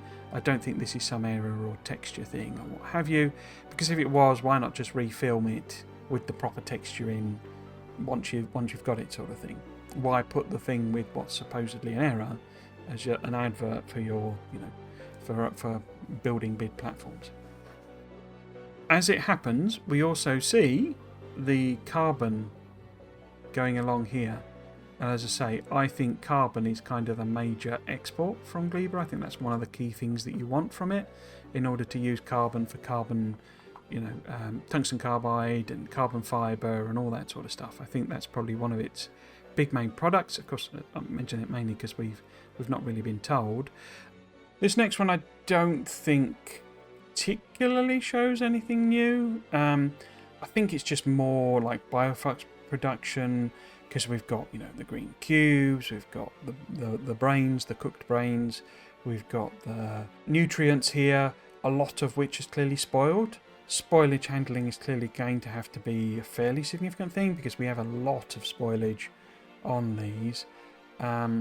I think one of the things this is showing is like reprocessing of spoilage into nutrients, because it looks like it's feeding in spoilage to these, or certainly some of these. So it's taking in spoilage and nutrient, and I think outputting nutrient. So maybe it's taking in 100% unspoiled nutrient there, and this is spoiled, so 0%, and outputting 50% spoiled nutrient. So we're just trying to get more usage out of it, basically. I think actually maybe one of the things that's going on here is that the bioflux is being turned into nutrient. So it appears like this is a feed in, and it's, you know, that's obviously bioflux on the belt, and then this is the feed out of nutrient. So effectively this is like taking what I assume is like nearly spoiled bioflux. So I'm assuming this is bioflux, I don't know, but it feels like the, you know, the final biological product from what we've seen of the chains, and then it's turning it into nutrient, which would be an interesting to do a thing, as I say, if this bioflux when it spoils turns into biters and therefore could literally spawn biters in the middle of your base. Having a mechanism to say, right, well, if it's below 10%, get rid of it, turn it into nutrient, would make some kind of sense. I like how I quite enjoy how I build up these like self-reinforcing theories, and then the devs basically put out a Friday Facts and it's all complete rubbish. It's quite convincing, isn't it? But yeah, it's more fun than anything, to be honest with you. I think the thing that is new, basically, on this image, well, we've got like the carbon going along here, so that's not new, and we've got what they called agricultural science packs, you know, coming down here, and more bioflux, my more thing. But the new image, as it were, is this part here. So this, I think, is the new part. I don't think it's new. I think this is just sort of confirming what we all either knew or had I mean, we'd had confirmation, I think, on Discord, it might have been on Reddit, that it was carbon fiber that we were seeing on a previous image. But this is like confirmation, I think, that carbon fiber is produced on Gleba. I'd say, as well as like the bioflux, I wouldn't be surprised if this is like the major export, that we need this to make a bunch of late game, you know, things basically, and that carbon fiber, the best place to make it is probably Gleba, because, you know, it's carbon fiber, and obviously we can get carbon from space platforms. But obviously, if the whole planet is about biological stuff, these guys and what have you, turning them into carbon fiber sort of makes sense, you know. But as I say, you do then also have actual carbon here. So could it be that what you do is essentially, or one of the things you can do is take your brains, turn them into carbon, and then you can turn that carbon into carbon fiber, maybe? You know, could that sludge that we saw on another image be involved in that process? It would feel like maybe it would be, because carbon fiber is like a bonded resin, a resin bonded onto a, you know, like pieces of carbon basically. So, you know, strips of carbon, so not strips, like fibers of carbon essentially, hence the name. And we do see pipes coming across here.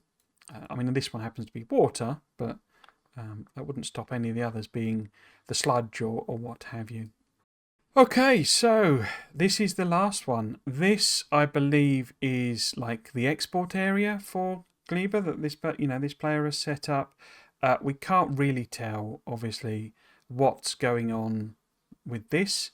What we can tell is that it's got a spoilage handling system in. So clearly this inserter that's facing out from all of these rocket silos is the one that's grabbing whatever's spoiled out of this. I mean, it could obviously be set to a percentage, you know, if they're all filled up with the bioflux, then it could be, you can set a filter into, you know, a filter on the inserter to say, you know, if it's below 10%, take it out type of thing, so that it doesn't actually spoil in the rocket.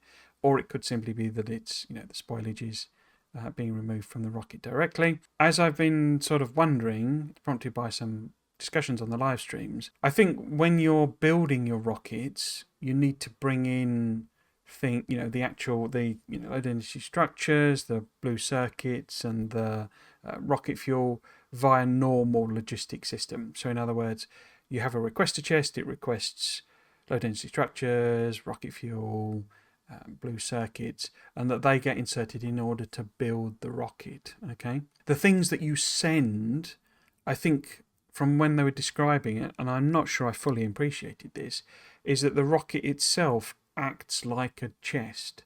So you can set a request in the rocket itself. It's not that you request things in and insert them into the rocket that you want to send. You just say to the rocket, you will send Bioflux, you will send carbon fibre, and that the bots will essentially put it directly into the rocket. As I say, I think we knew that. I don't think that's a new revelation. I just hadn't remembered it or understood it. And I say that's why you never see the insertion of anything other than, well, obviously I don't know what these recipes, requests are set to, but you always sort of see the three things to make rockets being requested, not the actual thing that it's being sent, that is being sent. The other thing that's obviously going on here is we have the storage facility for what's presumably coming back down from orbit. Why it's particularly interesting here, well, first off, we've got a lot of a lot of laser turrets, which again is that hinting that if this is full of bioflux and that it goes off, that it will turn into a load of biters, and therefore you need a bunch of lasers, because this is weird positioning, I would say, for lasers. If you're getting biters attacking this base, I mean, one of the things it could be is that there are flying biters on this place, and therefore you need laser turrets all over the shop. But if you do, that laser turret primarily says, I mean, it could be a level 5 quality or something. So what, maximum range of there? And there could be more lasers on the other side. But you would think if it was about protecting absolutely everything with lasers because of flying biters, you would have lasers all over the shop. Because, I mean, maybe it wouldn't fit. No, it would, because you could fit squish that up. You could fit a laser turret in there. Get rid of one of the lights and move it over, and you could fit a laser turret in. So if it was about protecting everything everywhere from flying biters, you'd expect more of a coverage. Whereas instead, you're getting concentration of fire for laser turrets, as if this structure needs guarding. I mean, it could be that it needs protecting. It's maybe massively expensive, and the biters can dash in and break stuff. But if you were defending this and you didn't want biters running up and down here, you'd be putting lasers at the ends. You wouldn't be putting them in the middle and around it, as if this thing needed guarding, essentially. And I say that could be protection, or it could be a defense in and of itself. Well, what's particularly weird about this, I would say, or that I don't understand about this, is if this is the thing that receives things from other planets, okay, what I believe is happening here is that these inserters are putting things onto the belts from this receiving storage area. It's then being put into recyclers, but it's being put into recyclers in a way that it will be a chain of recyclers that the thing goes through. There is no part of this where it's being put into a chest. Now, what it could be is that, for example, if blue circuits are being requested in, and what you actually want is iron plate, that seems weird to me, but if you're trying to take it down several levels, what you want is the raw iron plate or what have you out of whatever you're putting in, that you need to step it through several steps of recycling, and that therefore a chain of recyclers because the point is that these feed into each other. So this outputs directly into that one, that outputs directly into that one. So it's going to take whatever it takes, as it were, and steps it down. Now, to me, the only reason you would do that is that this is a spoilage processing area, that it takes stuff that has spoiled and pushes it through a set of recyclers, such that if it's a 50% chance of it disappearing from the first recycler, and then it's a 50% chance of it disappearing from the second one, and a 50% chance of it disappearing from the third one, then you've gone down from 50% in material to 25% to 12.5%, and that's your curve that's going on. And so if you notice, the belt comes down and goes back around. So if this was a loop around a whole set of recyclers, then having 3 in a row would mean that every single one, if you put 100 on the belt, those would a single one of those would take each one and process it down to 12.5%, so 12.5, say it's iron plate, for example. And of course then a chain of those, if you have say 10 in a row, you're pretty much taking 100 pieces and going right the way down to having 12 left. They then loop back around and it goes 12, 6, 3, 1. Do you see what I mean? So it's a way of pushing the tail end, pushing everything into the tail end and just getting rid of everything. That could also then explain the lasers as well, in that if this is a highly pollution generating process, you then have a lot of pollution being kicked out here. The bit that's weird, right, or that doesn't make sense to me, and maybe you've got a better idea of, is that if this is Gleba, and it is, because it's got the pink terrain and the horrible, horrible plants, if this is Gleba, then you should be exporting things that could spoil, okay? And we do have a handling system here for spoilage coming out, so these are clearly taking away or have the potential to take away something that is spoilable. Why then would your receiving area, the place where you receive things onto Gleba, have a whole thing to process away material?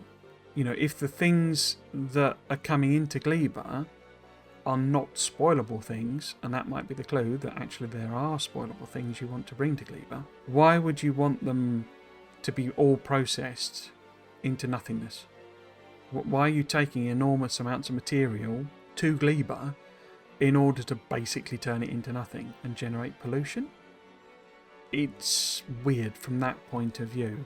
I'm not saying that there isn't an explanation, but what that explanation is, I don't know.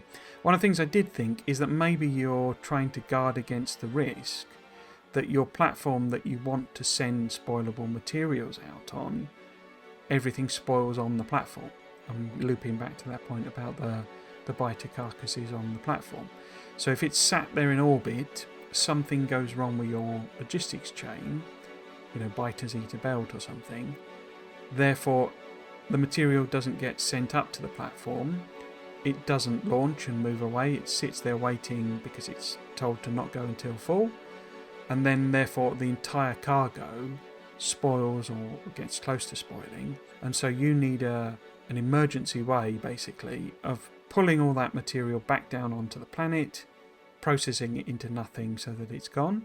I say particularly thinking about potentially biters spawning out of the spoilage or the bioflux, because if it was something like that, you could handle it on the other end. Wherever you take any spoilable material, you're going to have some way of handling spoilage. So why bother farting about sending it back down to the planet? Then why not just send it off to where its destination is, and that place just deals with all the spoilage? So that's I don't quite understand why this chain is here. As I say, I'm 100% sure there is a good reason, but that was the only sort of logic I could come up with. I did just want to zoom in. I'm hoping these are I'm both hoping and not hoping that this is what all of these plants are going to look like on Gleba, because they are horrible. I mean, this is like, it's got some sort of pustule at the top, which is leaking fluid. This looks like it's got tongues on it. This looks, very Warhammer, because it's got veins and tongues and, well, let's call them mouths. They could be interpreted as a certain other part of anatomy. But, if these are like swaying around and, trying to do things, that would be really disgusting and therefore really awesome. I do, as I say, I wonder if maybe these are dangerous, that the sort of, you don't clear them out unless you've got a really nice clean way of clearing them out. I do also wonder as well if maybe they can just spawn. There's been a lot of mention in the original Friday Facts that kind of announced Gleba about spores, and I wonder if there is a bit of a mechanic of a spore will land, because we have all sorts of weird, there's another one here, a mushroomy one, and was there one down the bottom? But yeah, a lot of these, they seem to have these random, like really rather big plants that you think would probably be taken out by building. They could be, it's simply, they are the equivalent of trees and this clear cut the entire area. They've just left what was there. But it would be interesting if these had, if you tried to chop this down, it blew up or poisoned you or something like that. And therefore it's sometimes better not to just wipe out a forest or whatever you would want to call it. I guess it's not technically a forest, because it'll be too much poison, or it'll blow up a big area and damage all your buildings or something like that. So yeah, I'm not sure they'll go that far, but it would be interesting to have to deal with that. Although the way Aquilo is talked about here, I suspect maybe we might never get a Friday Facts on Aquilo, or certainly not one pre-release. It's sort of phrased in a way of sort of like, it's a mystery and we're not going to tell you and that sort of thing. So there's a real possibility that Aquilo might just be left for everyone to discover in-game. And let's be frank here, the wiki's going to have all of the details on it within a couple of days. There's going to be videos from all of your big YouTubers on that play Factorio, on what it's about, what's new in the content, playing through the game, maybe, whatever they managed to do in the time, sort of thing. So I don't think I think if you want spoilers, basically, you will have easy access to them. But I have always been hoping that they would leave quite a lot of stuff unsaid, so that if you did want to go into it surprised, you could do yourself a media blackout, and then you'd be able to find out all of the new content yourself as you went through. I'm suspecting it's going to be halfway somewhere between the two, where they reveal quite a bit, but then they do leave quite a bit as well. I also suspect that, after a couple of weeks, we'll then get some Friday Facts basically saying what they were going for with some of these ideas, and if they're going to have to change them or anything like that. So yeah, I think we will find out some details of how they designed them, but maybe post-launch, basically. I guess the other thing to mention, just on the last thing on the text, really, is that it talks about it having the most unique gameplay. That, again, doing my whole interesting phrasing to use, if that's the most unique gameplay, and we know we've already had quality and spoilage and that whole mechanic revealed, if they're not the most unique gameplay, then what is the most unique gameplay? What could we possibly be doing that is unique compared to building higher quality items and trying to switch to just-in-time logistics or fast delivery logistics rather than just bulk and volume all the time? I would welcome your thoughts about what that means. My speculations at the time, just to sort of refresh them, and I say there'll be links somewhere to all of my thoughts on all of the blogs and things we've seen, but my thoughts were that it was basically about temperature. I'm not sure it will be now, because having put in spoilage but done nothing about like things getting cold and stuff, your boilers don't cool down, and your molten metal doesn't cool down and go hard in that fluid wagon. So I'm not sure heat will be quite the thing that I'm thinking of. But my thought at the time was that Aquilo is basically frozen, and that to do anything you need to use heaters, and that it would be tungsten filament heaters. That's why it was tungsten that would be used to basically thaw out the planet or thaw out the area you were working on. I still think that could be, it's a distinct possibility, and it would be certainly unique compared to anything we've played with before. But as I say, it would seem strange that they're not introducing any kind of heat dissipation effect for boilers or any kind of thing like that. So, and also, there's no refrigeration for spoilage. So I'm wondering if heat isn't actually the thing. And in which case, what do you think it would be? It's obviously very difficult to speculate without any more clues, really. The next thing it does go on to say, literally the next sentence is furthest from the sun, dark and cold. So dark and cold, what could those mean? As I mentioned before, I just kind of summarising a lot of my speculation videos really now. But basically, what I think we're doing with Space Age is building ourselves a proper spaceship to get out of the system. If you say the start of the game is you crashing on Nauvis and then having the goal of getting home, to get home you need a proper spaceship like the one you crashed on.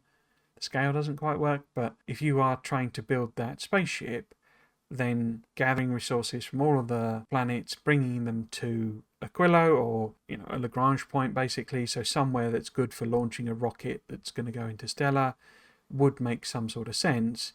The problem I always identify with my own theory there is that would give a very hard end to the game. Once you've built your spaceship and you're ready to escape, that would be right, you've gone now. So why would you then go on to build a mega factory? It's you then making the weird choice to finish the game by building that spaceship and then deciding to stay anyway. That doesn't quite gel with what the approach might be. But you never know. It could be that it just drops you back on and says, now play the game infinitely, basically. So there are effectively like a new game plus rather than anything else. But I'd be interested to know if you've got any other theories of what Aquilo's about, what this most unique gameplay is, and what being dark and cold actually means for that planet. I'm just going to say it again, and I'll probably say it quite a few more times. Zooming in on this big mining drill is awesome. The recycler's interesting, but the actual big mining drill and how they've done that is really, really cool. I do love these like crunchy, blades and all the gears to move it around, and it just looks so Factorio, Just really, I really love this detail of the glowy things in, and I can well imagine the engineer kind of sat in the control deck there, pressing buttons and doing all sorts of funky stuff. I mean, look at these horrible trees, things. That's just nasty, isn't it? Does give us a ticking clock though, doesn't it? So by my reckoning, that means we've got 15 Friday Facts left, I think, before the actual release. That's quite a few, that's certainly enough to fit in talking about the planet, talking about mechanics, quality of life stuff, enemies, military. There's plenty that they can cover there, I think. But as I say, I think some of it will be left. Well, I don't think there's any surprise, is it? There's going to be stuff that's not going to be covered simply because of the amount that's going in. I hope you enjoyed today's Friday Facts video and might consider coming back for another one. If you'd like to chat about the latest Factorio Friday Facts, then you can find me live streaming Factorio every weekend over on my Twitch channel @Trismegistus. Thanks for watching. Cheers.